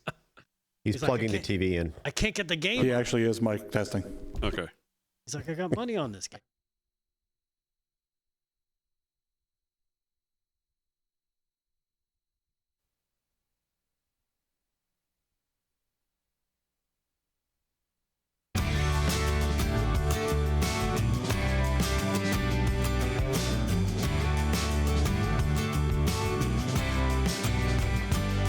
All right, 30 minutes past the hour, live from Studio 6B on a Thursday night, September 11th, 2025. 24 years removed from a day that changed us forever in this country, New York City. We were trying to effort getting Rudy Giuliani on tonight, but the mayor obviously had some previous things he had to go to in the city. We were going to try to speak to Rudy. Rudy was on the show, obviously, a couple years ago. I think it was 2022 or so, when the Hunter Biden laptop hard drive broke. He was on. We're talking about Joe and Hunter. But I would have loved to have spoken to them. David Zier spoke to him earlier on the special that Rav had on earlier in the day. But, yeah, it's amazing, 24 years. It just doesn't seem like 24 years. Nope. Never goes away, the feelings of that day and the loss for everybody, and the loss comes in different ways for everybody. But as I said before, and I think it's probably worth mentioning again, especially given what we're dealing with this week is, here you had an outside attack on the country from people who wanted to silence us, from people who wanted to get us out of our way of life, get us out of thinking that we were always safe, get us out of thinking that it can't happen to you, get us out of thinking that, this is America, this is the home of the free, this is the financial capital of the world, the Statue of Liberty, all of the things. And they thought they could strike us at the heart of New York City and of the United States at the time. And think about Charlie Kirk in a way similar. Yeah. People on the inside now of the country. Very similar. Political terrorism trying to tell us that, no, you're going to be quiet. And Words to them, words are violence because they can't win on the field of ideas. I feel a lot of those same sentiments. They're trying to tell us you can just shut up and go in the corner. That's your choice. That's choice one. And choice two is to follow choice one. That's what the left thinks. There is no other choice. Right. And that's that mentality, that globalist way of thinking that will tell you what you can do, where you can go, what you can like, what you can dislike, and what you can say and what you can't say. And it's all about control, right? Like you said, they want to try to control. It came from the outside the first time, and now they're trying it from the inside. And they think they silenced the voice of Charlie Kirk yesterday. What they really did was they amplified everybody else, because everybody else, from us here on this show and every conservative commentator out there, I feel like this is now, you know what? We need to be even louder to make sure that his voice doesn't go silent, because there was a lot that he was doing that was disturbing a lot of people. And you know what? Now it's time for us to pick up that mantle and keep pushing that forward. I'm not going to give you the whole thing, but there's a bunch of great stuff in the American Thinker today. But one of the articles is entitled "Charlie Kirk's Death and America Regaining Its Footing on the Righteous Path" by Vince Coyner. And after he talks about Charlie, he gets to addressing the left. And I read you yesterday Eric Erickson's piece on, not piece, but his tweet on, don't fall for the whole, like, this is a both sides thing. Right. And he says in this article, he says, for the left, because Charlie was such a successful shepherd of a young man, and he had young men and women who listened to him, he had to be eliminated. Whether it's rioting and burning down cities across the country, using mob tactics to intimidate speakers and politicians, or literally killing their opponents, the left in America has lost its battle for the mind of the American man and woman. In the world of ideas, the left has lost the debate and has nothing left to offer but violence. And the killing of Charlie Kirk is the ultimate example of exactly that.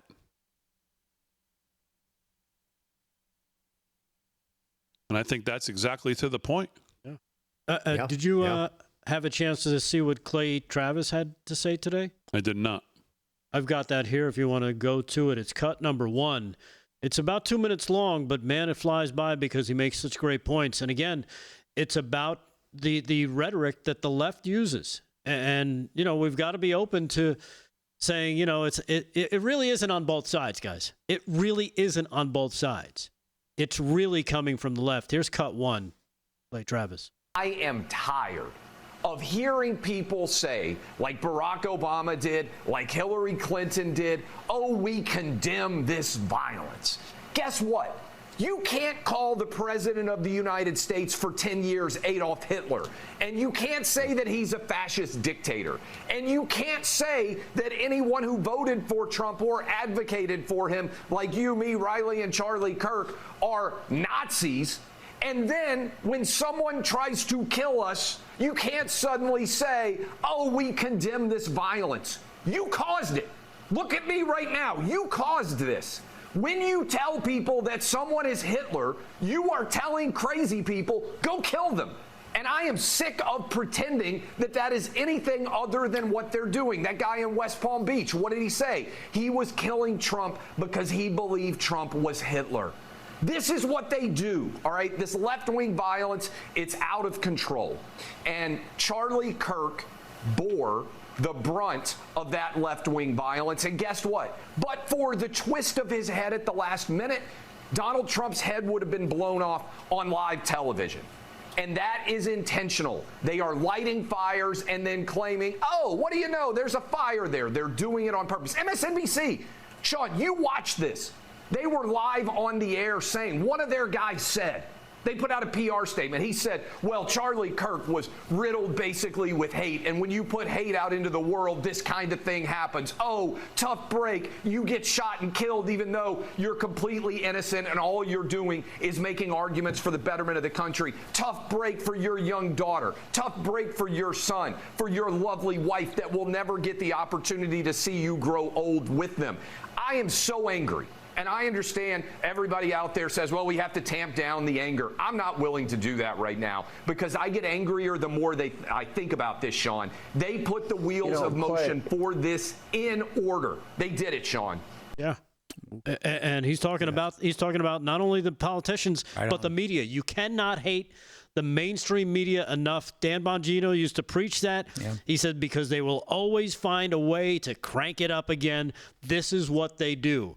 There is blood on their hands as much as the shooter, because this is the type of stuff that they bathe themselves in. The Jen Psaki's, the CNNs, the MSNBCs of the world, they bathe themselves in this leftist violence because this is what they want. They know they've lost. Like we've talked about, Charlie Kirk was winning on their battlefield. They were getting blown out of the game on their field at home.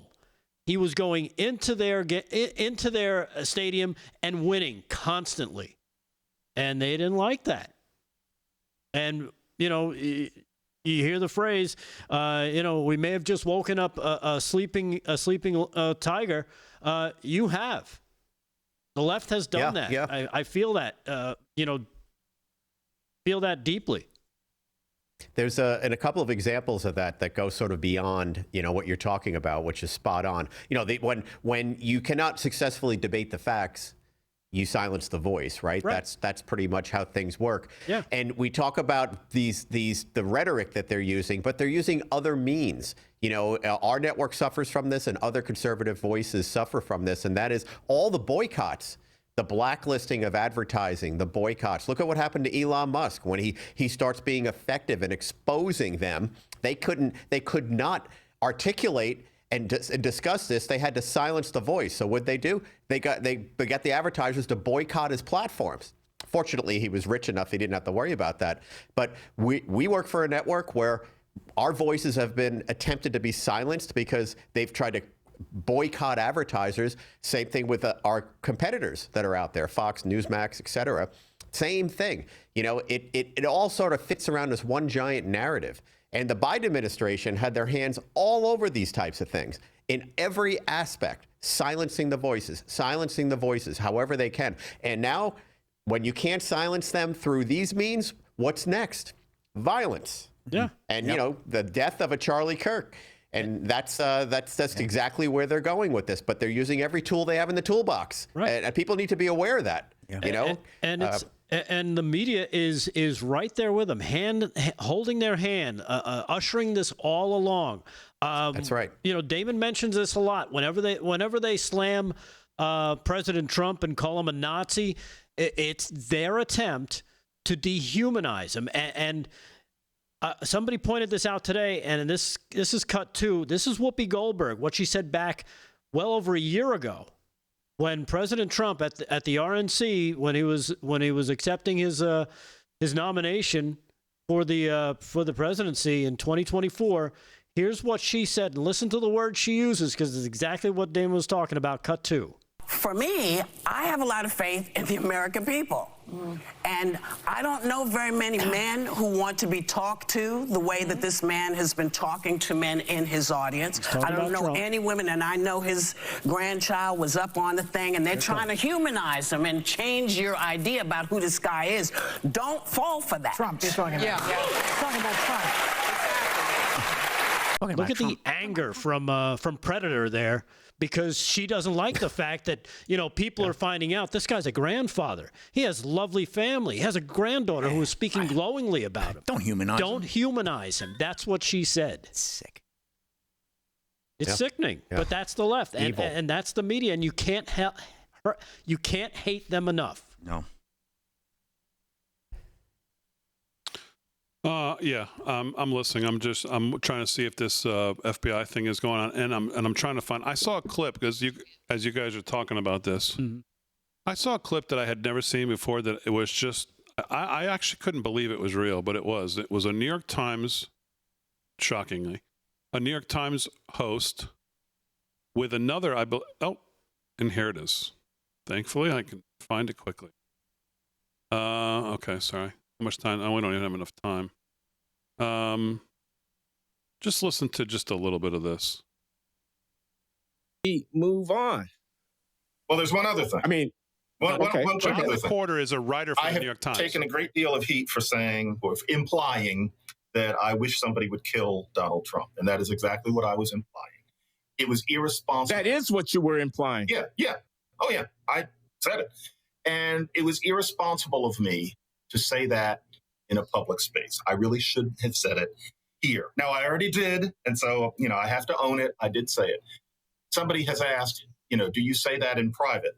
And yes, I have said it often, and I have only halfway been kidding, and I'm going to say it again. Yes, and it is a smaller side of me. I should not wish for another person to suffer, even if it's... Yeah. Can't hate him enough. The masses listen to this crap.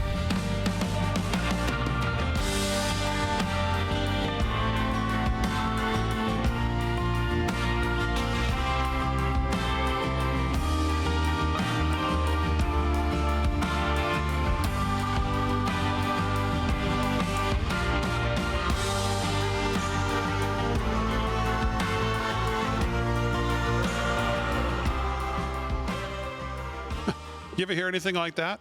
It's a smaller side of me. Just a small part of me that wants the guy to be dead. Wants someone to go shoot him. And the comments we hear about Charlie, but the comments we hear about Charlie, people celebrating his death. Can you imagine if that was President Trump and the people that celebrated even the assassin's attempt on him, wishing he had hit him? I mean, that's what we're in for. Hopefully Trump's upped his protection. Because I think there's going to be more crazies out there. Those of you asking where the update is, we've got it.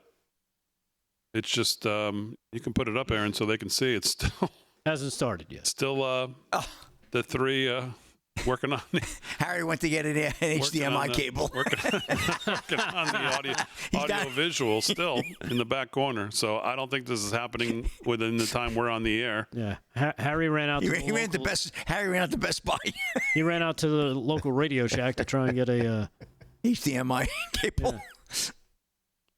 Do I see a VCR there blinking at 12? I believe I do. It's 4 o'clock. Hang on. Please reset. Oh, boy. Oh, man. Oh, wait. The Geek Squad. The Geek Squad is... yeah. Wow, man. What's going on there? Anything else, people? Does the red one go in this one? Where's the yellow one go? Hang on a second. They got nothing over here. I got a white one, a yellow one, and a red one. Which one? Who got what? No, you're saying the yellow one is the video and the red and white are audio? But look at the lighting is horrible. I've been through that, man. I totally understand that. What are these color coded? And the other side's not color coded. I don't understand. What goes Harry, in what's the duct tape for? There's always duct tape, That's a go-to for no matter what the problem is. If you asked him that, he'd say to keep the cables from falling out. Looks like Gordon Liddy's trying to work on that, fixing that thing. Must be the ball bearings. My camera battery? Ball bearings. Oh. Come on, Nice. It's all ball bearings. It's all ball That's bearings good. these days. Looks good, though. Come on. We need a give, send, go for the studio. Yeah.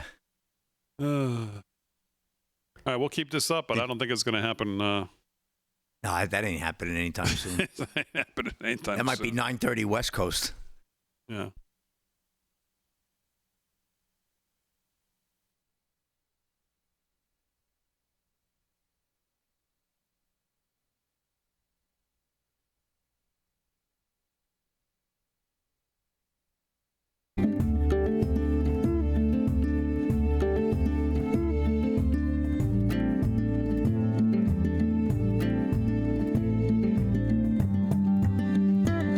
All right, 13 to the hour live from Studio 6B on a Thursday night, September 11th, 2025. Vinnie Mac is here, Rick Delgado, Slick Rick, Aaron and Fran holding it down as always, and of course you, the beloved live from Studio 6B audience. I want to try to grab some of the sentiment I've seen in the chat, if I can find some of it.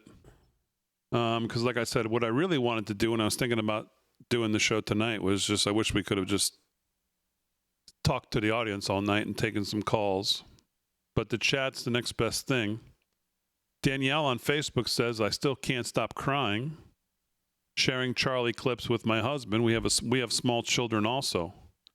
I'm in a denial space right now because I don't want to accept this. And I think a lot of people are in the same place. It has been hard to process. You're watching all of this unfold, and you're still going, no, wait a minute, wait, the guy who was on this network every day. Oh, that guy that been in the studio.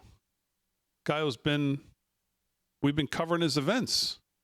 Guy who's best friends with half the people on the network. That guy. Gone.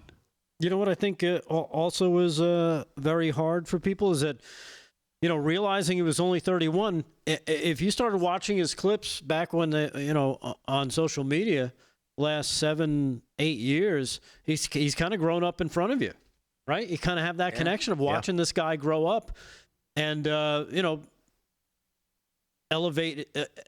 become elevated in his stature, kind of from this, this kid to now this young man who became this dynamo. Really? Yeah. They got to know him. They feel like they know him. Right. It's because there's so it's much the Truman of him Show out in a way. Yeah. There's so much of him out there that it's you do kind of feel like, hey, it's almost like if you'd walk up to if you came across him, you'd almost feel like you already knew him if you met him for the first time. Yep. Exactly. Put on a suit says, may the Lord bless and keep you. May he make his countenance shine upon you and be gracious to you. May he grant you his peace. Amen. One of the other things I wanted to bring up and see what you guys thought while we're waiting for this, see if this press conference will help happen at all in this hour before we get off. Mike Cernovich, I don't know how many of you guys follow him or know who he is, says he blames congressional Republicans for a lot of this because of their weak and ineffectiveness since they've taken control. And he said, when you look back on January 6th, in what a party and a government in control who knows how to use their power to put down their opposition when they want to, you can see how effective they can be from a Department of Justice, FBI point of view. And here are the Republicans, Steve Scalise, they tried to kill, and others, and now this, and he says he blames the weakness and the ineffectiveness of the whole Republican Party for some of this as well. What do you think about that, Vin? I mean, I can't help but think that's extremely true. We have talked about this many, many times on this show. By the way, we've been talking about this since the day we started the show, that we just cannot seem to get two things from the Republican Party. One, why do they fight each other? We talked about this the other night. Why do they fight each other? They have to unify. And two, look at how the Democrats do their biz. I mean, when there's a talking point, they're all on the talking point. Right, they Vin, never stray. We got to. Okay. I see Kash Patel is at the podium here. Wow. Let's do it. Communications Director for the Utah Department of Public Safety. This evening, we have FBI Director Patel, FBI Deputy Director Dan Bongino, Special Agent in Charge Robert Bowles, Governor Spencer Cox, Lieutenant Governor Deidre Henderson, and Commissioner Anderson, as well as Commissioner Bo Mason, as well as some local partners here present with us today. Governor, we'll kick it off. Ladies and gentlemen, thank you for joining us here tonight. We appreciate the media and the partnership we have with you in helping us to get information out to the public so that we can catch this assassin and hold him accountable. We are going to share a portion of a video and that we have of the suspect, as well as some new stills. Those have already been released, but we want to make sure that they get as much attention as possible so that we can get help from the public in tracking down this evil human being. So we're going to cue up the video right now, show that. I've asked Commissioner Bo Mason if he would narrate to you what is happening in this video. Thank you, Governor. Bo Mason, Commissioner for the Utah Department of Public Safety.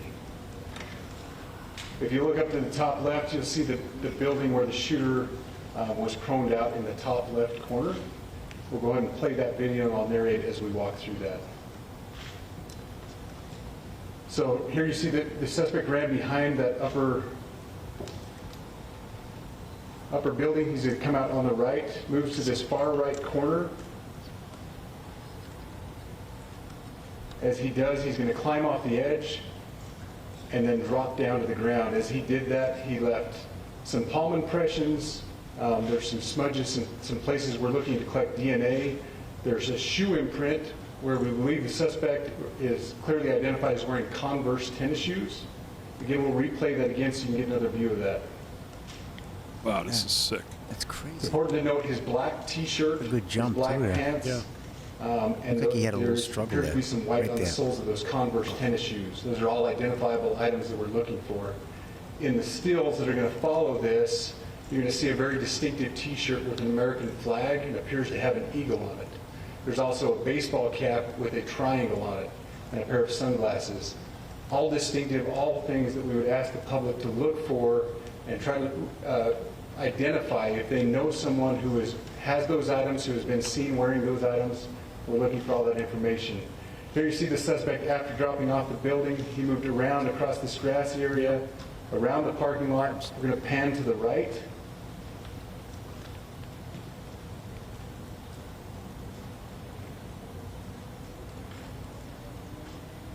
After he crosses the street, this is where he moves over into the wooded area.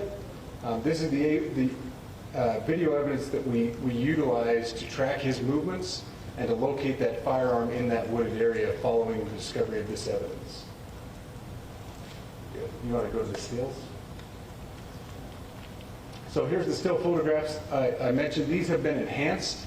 So these are slightly different than what we introduced earlier. Please pay close attention to the T-shirt. Like I said, very distinctive with that American flag and that eagle. The hat with the triangle and the sunglasses. If you'll go to the next picture, please. Maybe somebody said the backpack as well. All identifying features that we're hoping the public can help us identify and lead us to this suspect. Next picture. And again, there's a better picture of the hat with that triangle logo, and again the T-shirt, blue jeans, and you get a good look at those Converse tennis shoes as well. We have pushed these out. We'll continue to push these out, and we just ask for the public's cooperation through the public. The tips that have been coming in are what are giving us our next leads and enabling us to continue to further this investigation. We've had great cooperation from the public, and we're continuing to ask for that as we move forward. Thank you, and I'll turn time back over to Governor Cox. Thank you so much, Commissioner Mason. I want to thank Director Patel and his team. It's great to have them on the ground with us tonight. We've had several briefings, and he's had an opportunity to walk the crime scene. We appreciate our local law enforcement here. Again, we have Mike Smith, who is the county sheriff here. We have all of our local chiefs of police that are here as well, all working hand in hand with the state and with the FBI as we move forward with this investigation. Now, just give you a little warning, we will not be taking any questions at this time. We're giving you the latest information we have, being as transparent with everything that we have. But I do want to share a couple things that I think are important. We cannot do our job without the public's help right now. The public has answered our call for action. So far, we've received more than 7,000 leads and tips. I would just note that the FBI hasn't received this many digital media tips from the public since the Boston Marathon bombing.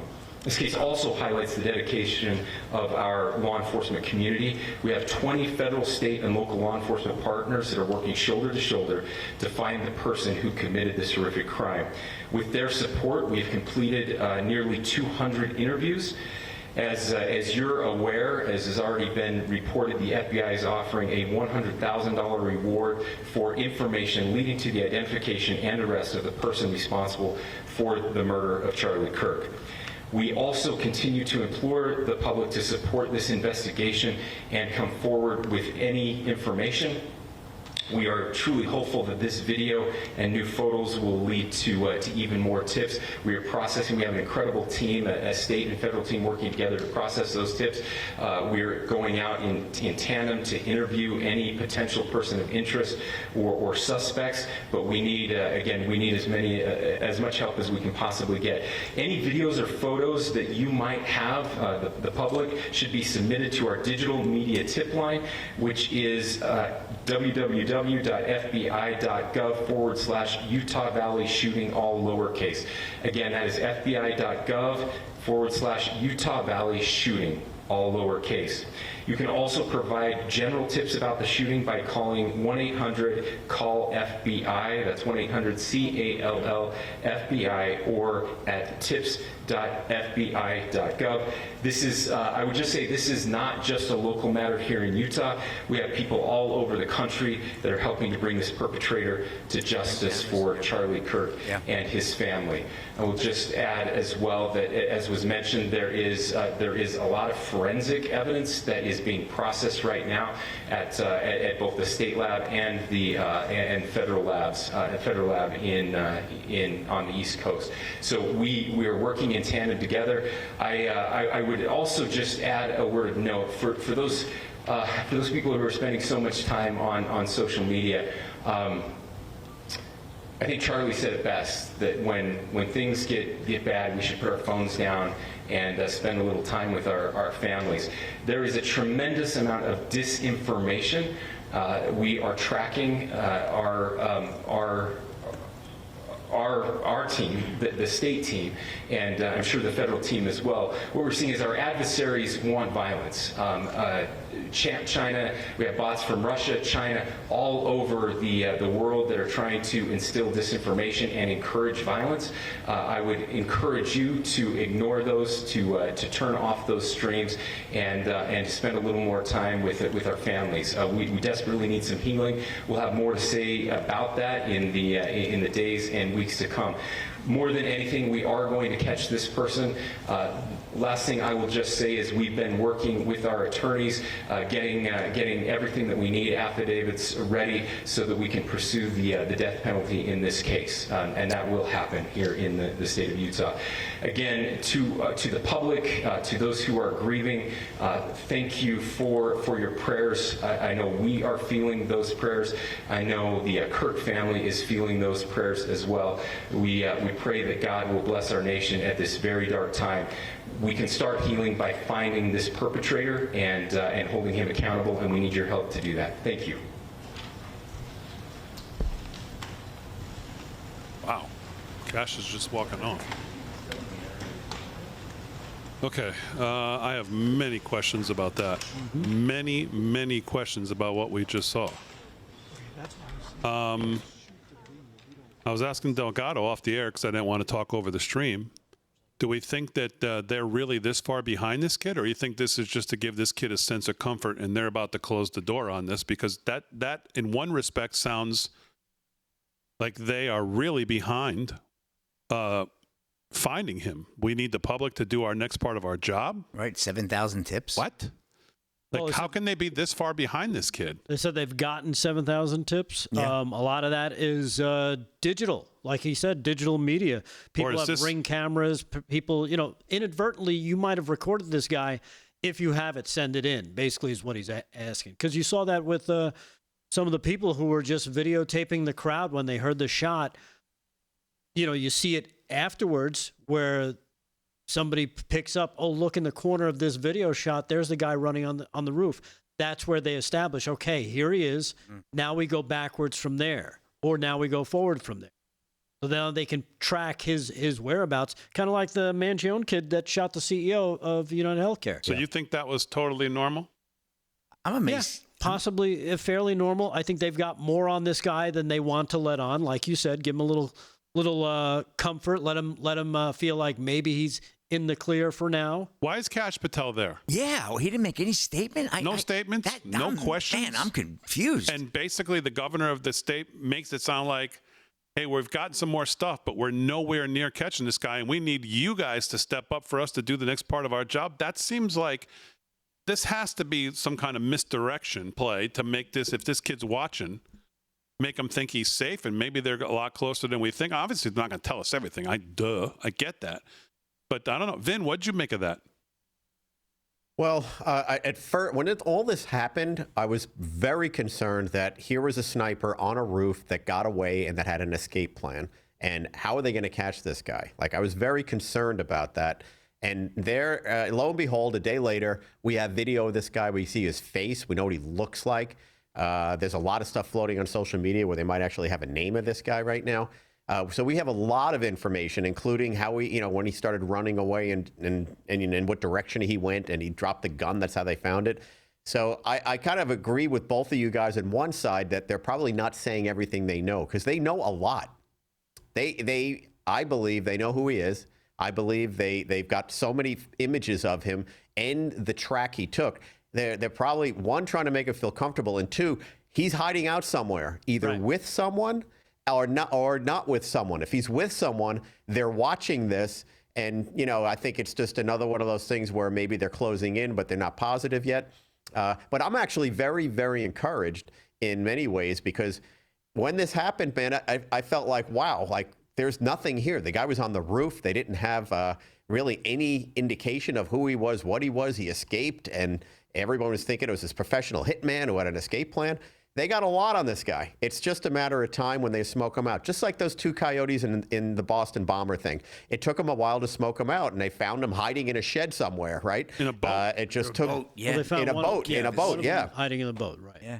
So it took that, and it took the public to help them get to that point. But they kind of knew where they are, and I think they kind of know where he is.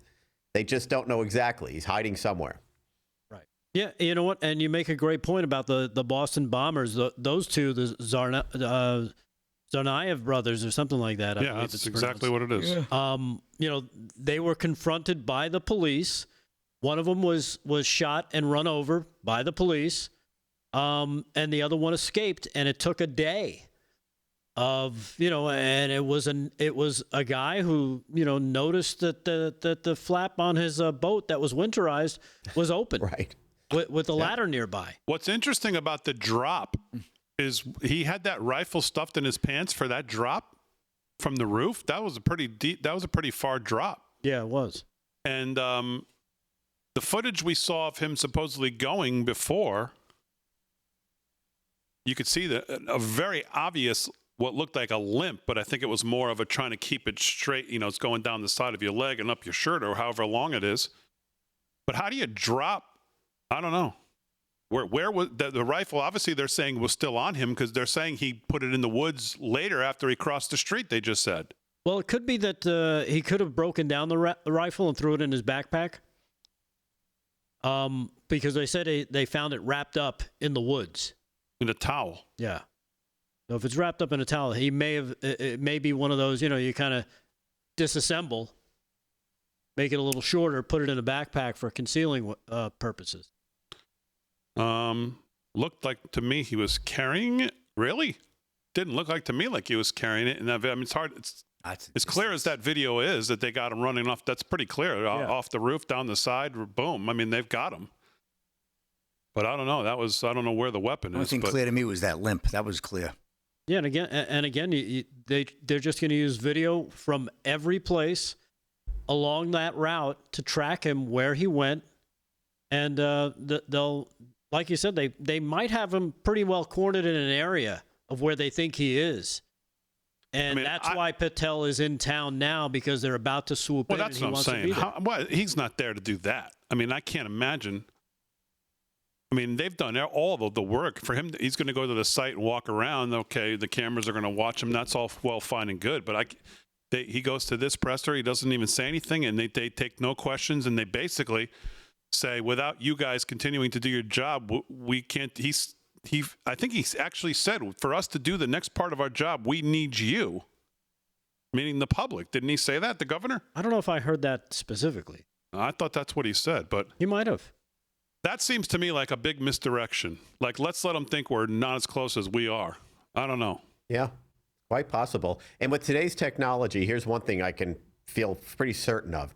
They saw his face. They know his face. The facial recognition technology is going to match that against YouTube, X, Facebook, Instagram, every social media platform out there. They're going to figure out who he is, his name, and they're going to start going to relatives and people, and they're going to pull this together. And I think they're just, going to smoke him out that way. I don't know if it was Megyn Kelly's show, but I heard somebody say that the running of the face has come up empty, that he's not on the grid whatsoever at all.